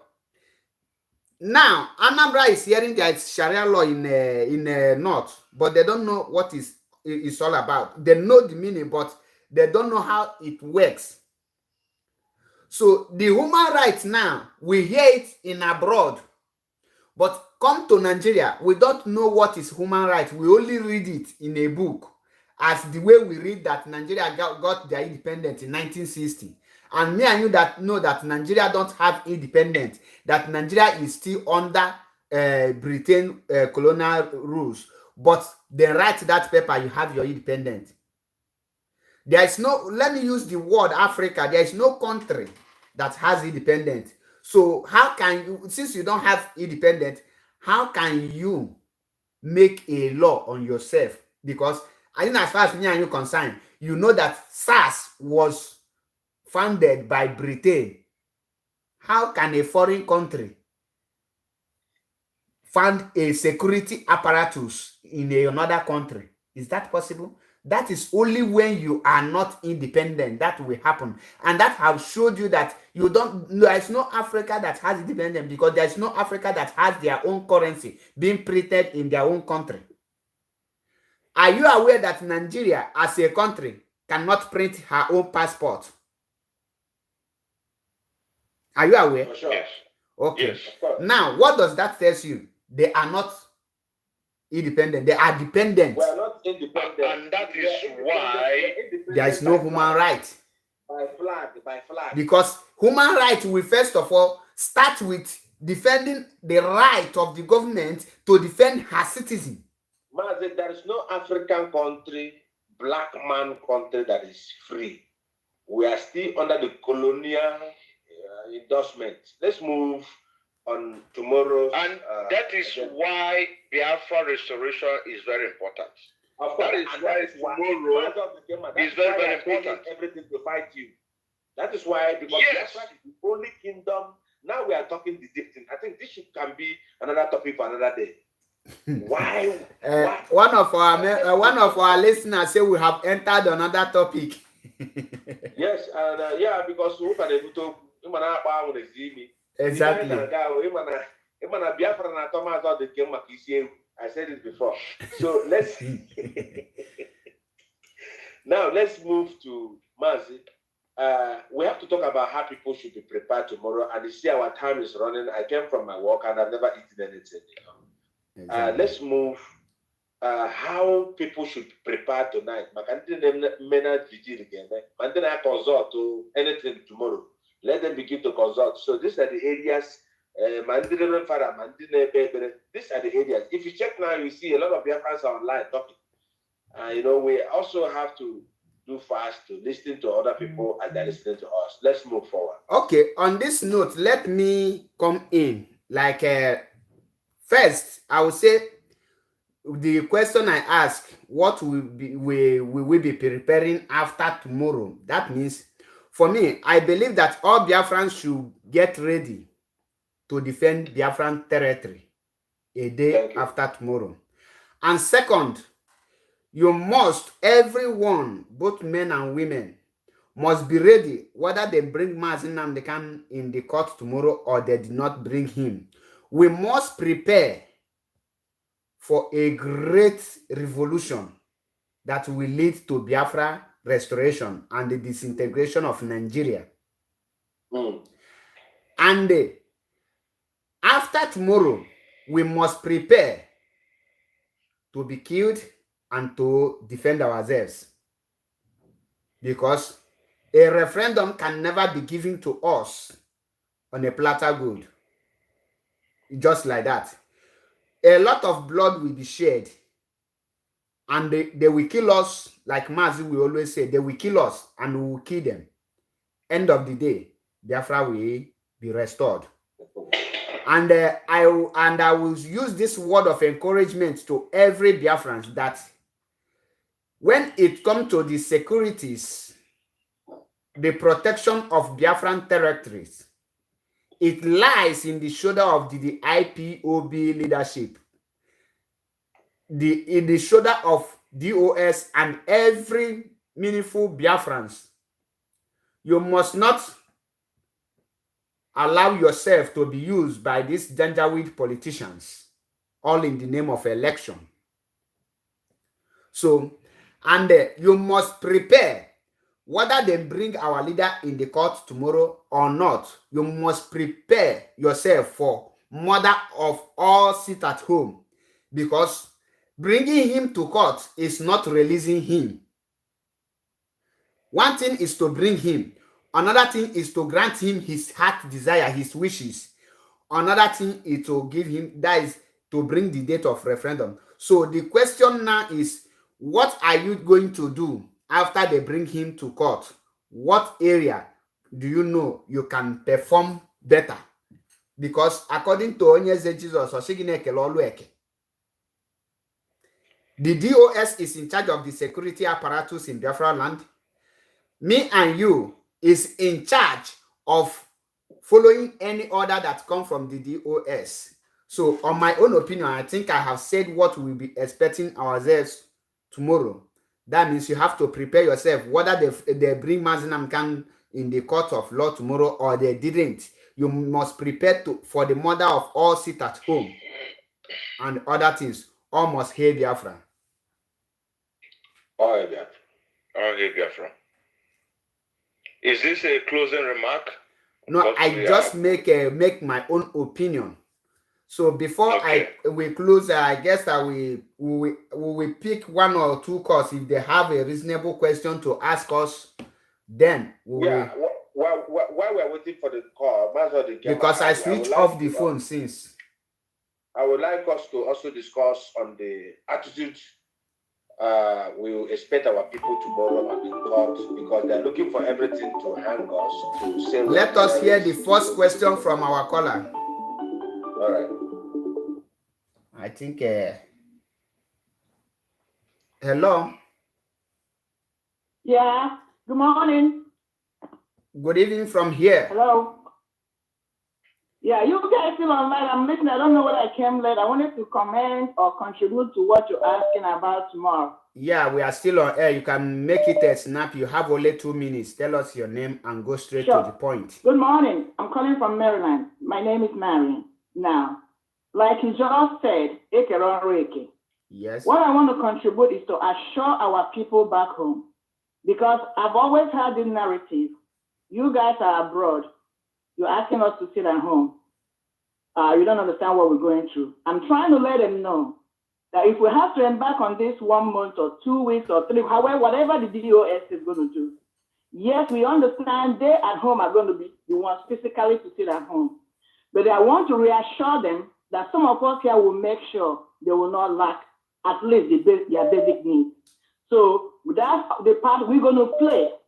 We're going to get organized with that through DOS, but we want to assure them we'll never abandon them. We understand that they want to do the physical hard work, but here we are going to do the support. That's my contribution. Thank you. Very wonderful contribution and encouragement from our sister. Thank you. Sister. Elohim bless you. Very wonderful. Very wonderful. So we have another caller on. Encouragement. We have another caller on WhatsApp. Hello. Tell us your name and where you are calling from. You have only 2 minutes to do that. Oh, okay. I'm calling. My name is Emeka, calling from Biafra land.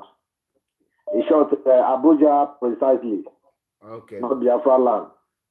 Go straight to your point. If you have question or contribution, I want to take this opportunity to congratulate my brother Okonkwo. I've been, in short, last time we spoke directly for his own platform.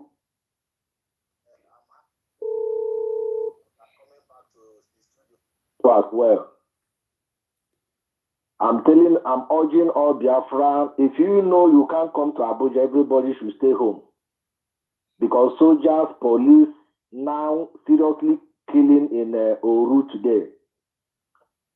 And we don't want what happened last time to repeat himself again. But we that is in Abuja, we will try much as possible to hang around and see how tomorrow goes. Thank you. Thank you for and everybody should stay fast in prayer. Thank you. Thank you. We are not alone. People are there already. Thank you for your wonderful contribution. Call on for WhatsApp. Tell us your name and where you are calling from.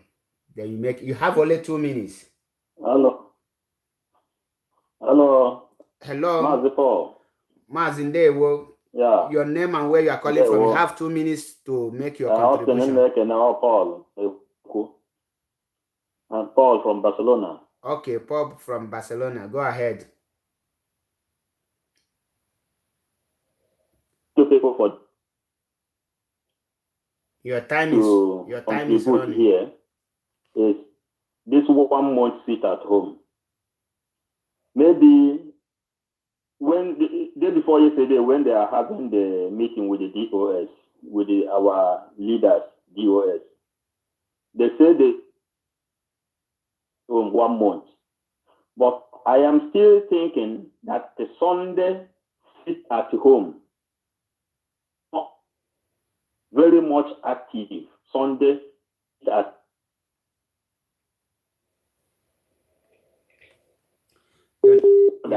your network is very bad. I think I think his network is bad, but I think I understand where that Mr. Paul who called is saying. You know, the churches also, we have to strike them. We are not striking God. For people, some of the fake pastors that will be listening to me here, because they are the one of the problems that we have. I think if I get him clear, the churches have to be shut down because they are our problems. They are not, all the pastors are not saying anything about this particular thing that is going on. Only Father Mbaka. Okay, Mazo Dikema, do you have anything to say about that? Yeah, I think I support the one that is speaking. Supposed to come back again. I want to hear him. Right on. What did he just say? I've heard this in one of the programs that I listened. Like for example, now only Father Mbaka should be allowed, of course, to hold a congregation. It is back. Yes. Hello. Just wait a minute. I'll come back to you. Call on WhatsApp. So, Hello? I think only Father Call on Mbaka, WhatsApp. Hold on a minute. I'll come back to you. Should be allowed to be having a congregation. You know what I'm saying now?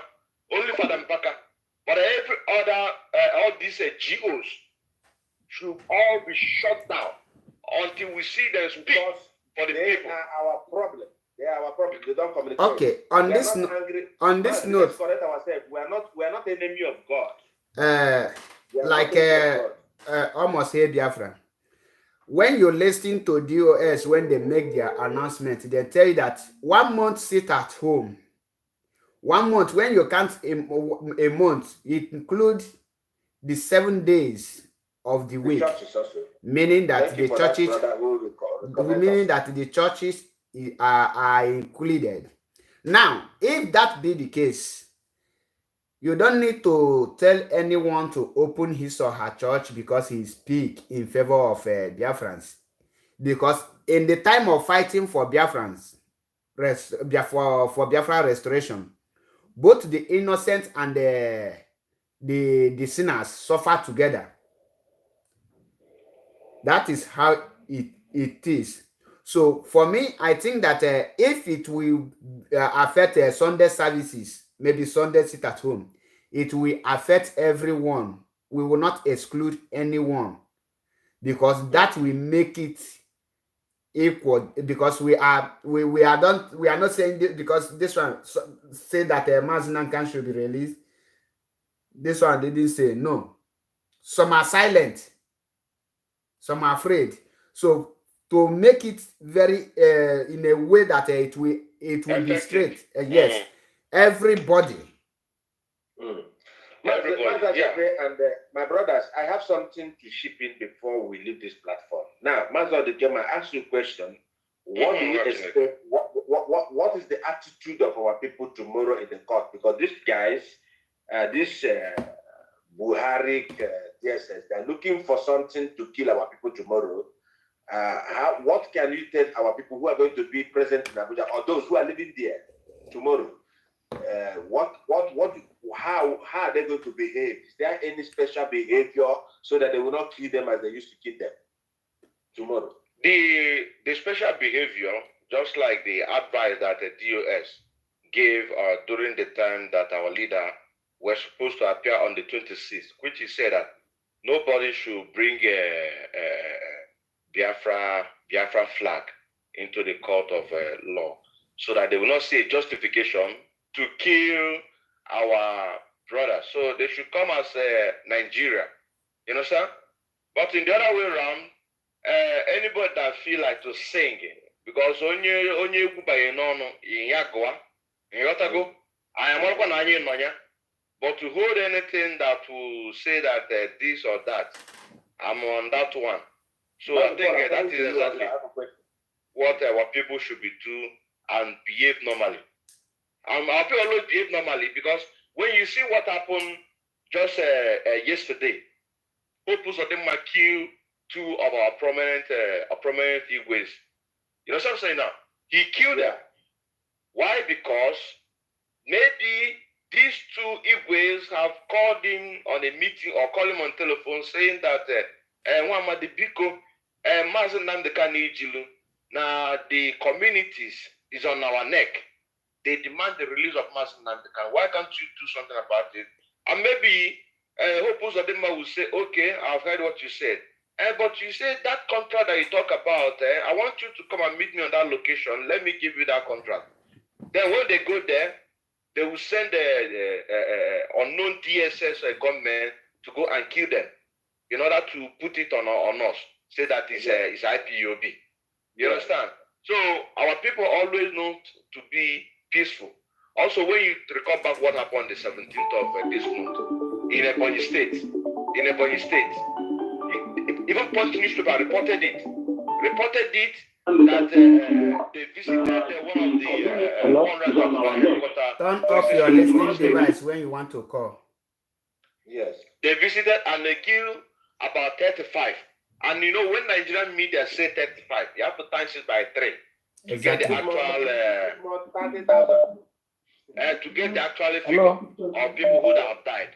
And you know, Hello. They want to put it on us to say that. Wait a minute, I'll come back to you. So our people have always been on a very, very good behavior to fight. I'm hungry and I want to ask Hello? Okay, let us we will be rounding up now because we have exhausted a lot of Hello? just wait a minute, let us hear from our caller, please. Hello, caller on the phone. Yeah, good evening. Good evening, please. You have only 1 minute. Okay, my name is Governor. According to what our brother who spoke last now. So, hello? Governor from where? From Togo. I'm still from Togo. You are governing Togo. What is your real name? No, my name is Governor, sir. My name is Governor. And well, sure, we don't have any governor for now. So, from here one night, now, they make it all be very, very right. Because majority of the pastor, I want to say about Umuku for you. You were saying something before. Yes, Mazi, because I think Mazi, our barrister also advised our people why I asked on the game that one. I know he's going to bring a very genuine answer so that our people tomorrow, thank you. You are not going to, for people who are going to be in Abuja, please do not misbehave.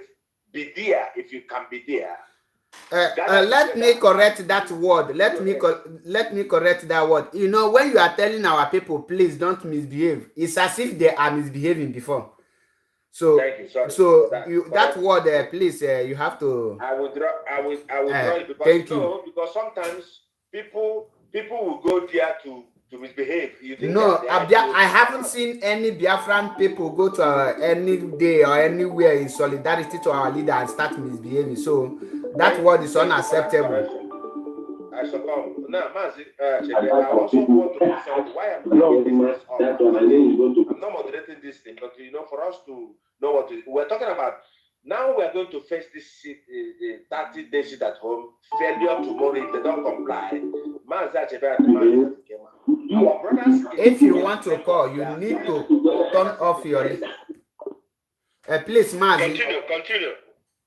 Just a word. Please, if you are listening, you want to call. First of all, turn off your listening device.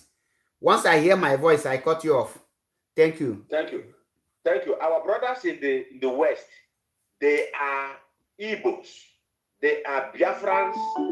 They can begin to arrange palliatives for our brothers in the Southeast. They should not be a section of this particular thing. They should not be looking those who in abroad, because there is no shop in Lagos, in Oduduwa land that are going to be shot. Those in Abuja, they must take serious responsibility for this particular 60 and 30 days sit at home. And remember, DOS said if they don't comply, it can also be on autopilot if I bring it back. No, DOS never say autopilot, please. And I know what I'm saying because tomorrow, that's why I laughed. Tomorrow night they will say, but so autopilot means no. So the IPOB have the leadership, which is DOS. They have the leadership, yes. But you know, when we say autopilot, everybody understands what we're saying. Forget about this thing they're talking about. So now, let us hear from the caller on the phone. Thank you so much. Hello. Hello, Mazi. Mazi. Hello, Mazi. Greetings from here. Your name, you have only 2 minutes. Okay, my name is Okay. I'm calling from India. Go ahead and make your contribution. Do you have any question? Mazi, yes, Mazi, I want to ask a question based on regarding what is going on in Biafra land. You know this DSS now, the way that is driving, going shop to shop, harassing our people, using their own strategy to make sure they humiliate our people to fear. What is our people doing to protect our people? Like our own security, what are the next things they need to do? Because we need to have our own strategy whereby our security people on ground will identify them and stop them from doing those things. Because the more they penetrate our people, killing them, it will be more fair to other people for them not to do what to do to stand firm. So please, I want you to talk regarding on that because it's very, very important for us too. Because we know tomorrow they will come 100%. We know that one. Tomorrow they will come with their own strategy to demoralize our people. When they come, they will die there. Let's move. Thank you. The question over to you, Dinkemma or Maz Austin. Can any of you take that question and answer it? And Maz Dinkemma can do before me. It's very simple. It's very simple. When they come, they die there. Because I can't be sitting at my home. Na lacha ofen sala. Ma na talk nube. For what? I'm sitting at my home. So when they come, they die. It's as simple as that. It's as simple as that. In support of that, every Biafra should get ready to defend himself. You are not a cabo. Okay. In other words, like the question say that what is our security doing? So our security are there to protect our borders. They are there to protect to chase the Fulani terrorists. The security being the ESN. That is the only security I can tell you that IPOB has. It's not after Nigerian DSS. We have nothing to do with Nigerian police. So the only thing I have to tell you now is that if you watch how this DSS operates, you will see that they only operate when they give sit-at-home order, and they operate when DOS give order for Biafrans to follow. And those people that defy this order is what they use DSS to kill in order to say, because of IPOB say sit at home, they are not forcing it. So if you are in your shop and you never do anything, that shop has that area has a market chairman. They have market leaders. They have people that are in charge of that area. So I put it to the market chairman that if you are in your shop and you are being harassed by the DSS and you know that you never do anything, because I believe when you are in your shop, the DSS will not just come and whisk you out without people seeing you. So we put it to the market leaders that they are the one to protect our traders in Biafra land. That is why they have been choosing to be there. So our security outfit is not to attack any government security. Anambra, and they are doing their atrocities secretly. They are not coming to harass people. They will just come like in form of how far you do, like try to relate with them in form of you drive back IPOB wants to respond. They started, they will just okay, this person in front of them. They will just really do what they are doing. That is why that is why I made my program last time, and I say Operation Gun Them Down. Go and listen to that program so that you will not fall a victim. When anyone you don't know come to discuss Biafra issue to you, don't give the person a listening ear. Don't tell the person who you are. Leave the person. You are in a sports center view. Someone bring, I am going to Abuja to defend Mazi Namkan. Don't respond to the person because they are DSS. Oh, I will keep person. I will defend Biafra. Just be looking at person. Are you not with us? Are you not going to join me? Tell the person you don't know what you are talking about. Even don't even answer the person, leave the person and walk away, because that is the strategies they want to use to know who is IPOB, and they will kidnap the person. So don't be a victim. They will come as a mad people. They will come as a newspaper vendors. They will come in all kind of all form of they will disguise themselves anyhow to come. So you must, as a Biafran, you must be wise. You must use your intellectual, your intelligence. You must use your wisdom to decode them, and you stay away from them. And you must avoid gathering where there is a lot of argument and too much palm wine joint and clubbing, because they are the one there. Those places is where they bring this heat argument.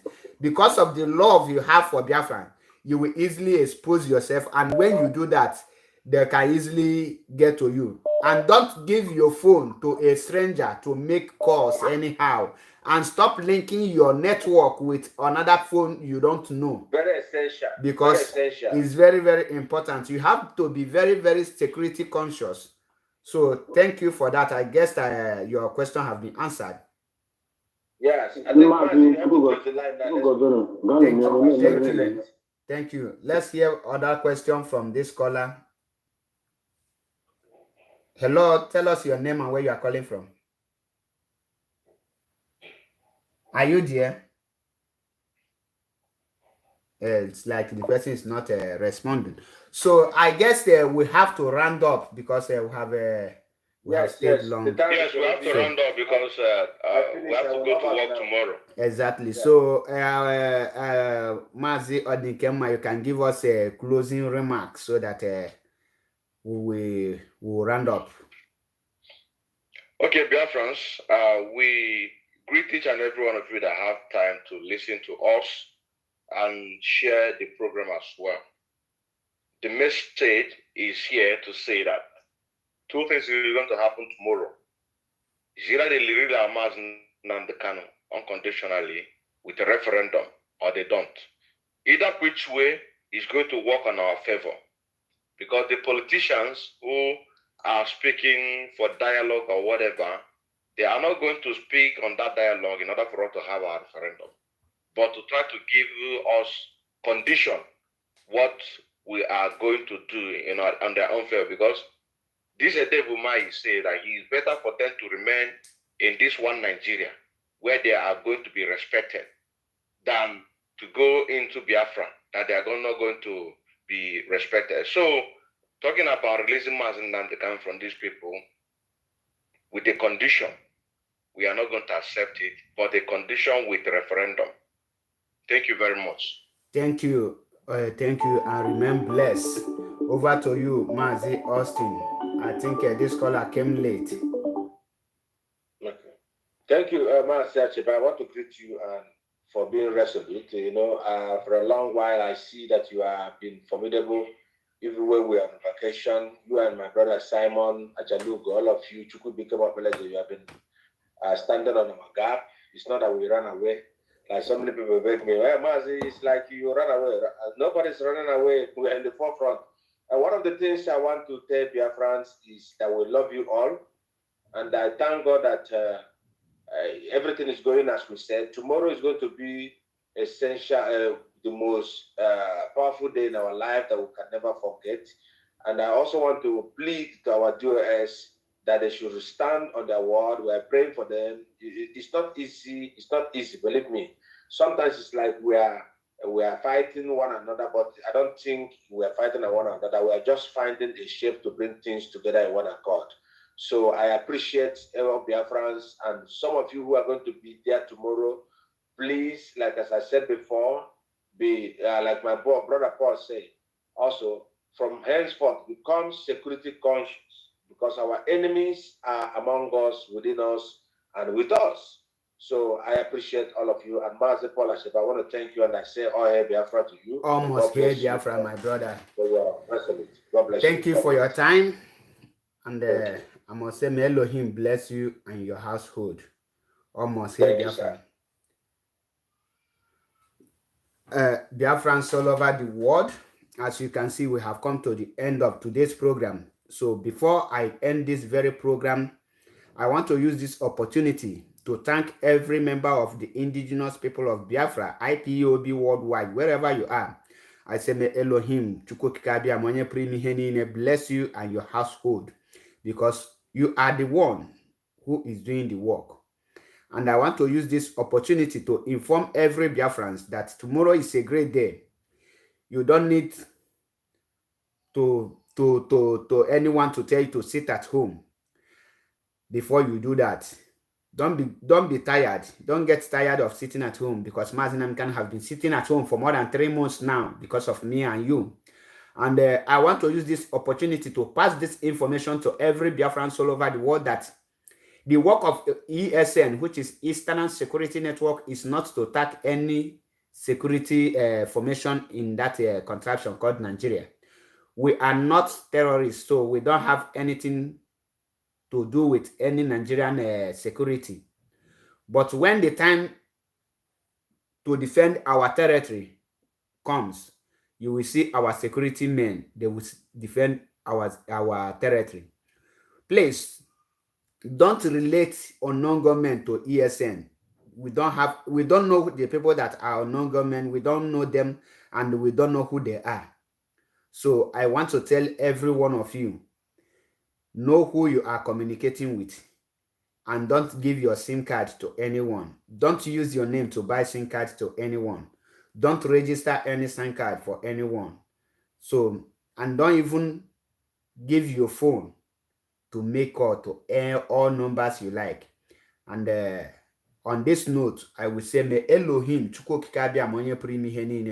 protect and guide our leader Mazi Nnamdi Kanu as he will step out in the lockout tomorrow.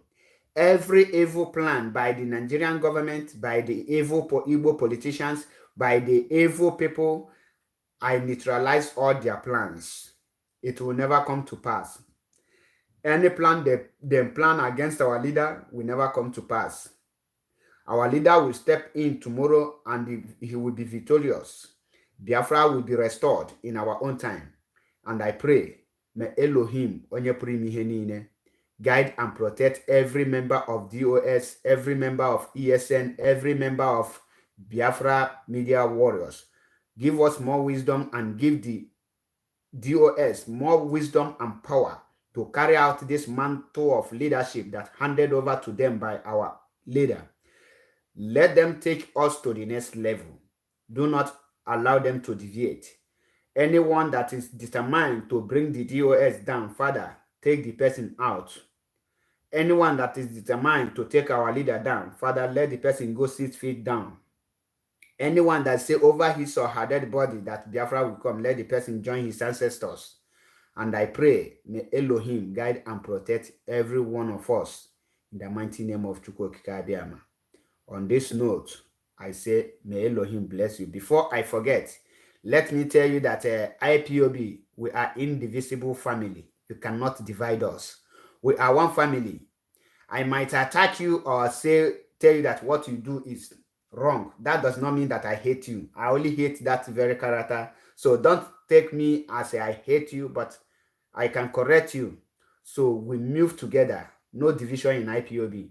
And please, if you are an IPOB, stop taking money from anyone to make a broadcast or to use money to buy your topic. It's not good. May Chukwu Okike Abiama bless you and your household. Remember blessing. Once again, my name is Mazi Achebe Paul, MAP. Don't forget to follow me on my Instagram and follow me with the handle Mazi Achebe Paul. Follow me on my YouTube, Biafra Unity TV. Make sure you subscribe and share the video. And we're also on Facebook with Biafra Unity TV and also Mazi Achebe Paul. Remember blessed and prepare yourself to welcome the new nation called Biafra. The freedom of Africa, the freedom of a black man lies in the shoulder of Biafrans. All must hail Biafra. All must hail Biafra. All must hail Biafra. Remember blessed. And this announcement, the Biafrans in Germany, you have protests on tomorrow. You can see the handle here. So make sure that you come out to join this protest. Also, people in Italy, we have protests in Rome. So you must be there. Don't say then say, or you cannot. And we must almost hear Biafra. Then our people in Biafra land, we had the announcement made by DOS day before yesterday, and the one made by our the leader of the head of DOS, Mazi Chike Doziem. Please follow it, follow the instructions, and we hear what our lawyer and their colleagues said. They have tell the Janjaweed the police not to harass any Biafran that come to that court premises to show their solidarity to our leader, because it's in the constitution, so it's their right to come and show their solidarities to our leader. So if you are in that Abuja or the environs, you are free to be there. If you are in Biafra land, tomorrow is total sit at home, total lockdown. Don't make mistake to say you want to play ball on the street or you want to come out. Be in your house, eat whatever you want to eat. From 6 a.m. to 6 p.m. is total lockdown. Don't allow DSS to kill you. That is all I have to tell you. A word is enough for the wise. Almost hear Biafra. IPOB, one family. One family, IPOB. Thank you once again. My name is Mazi Achebe Paul. Mwesi koma login in my.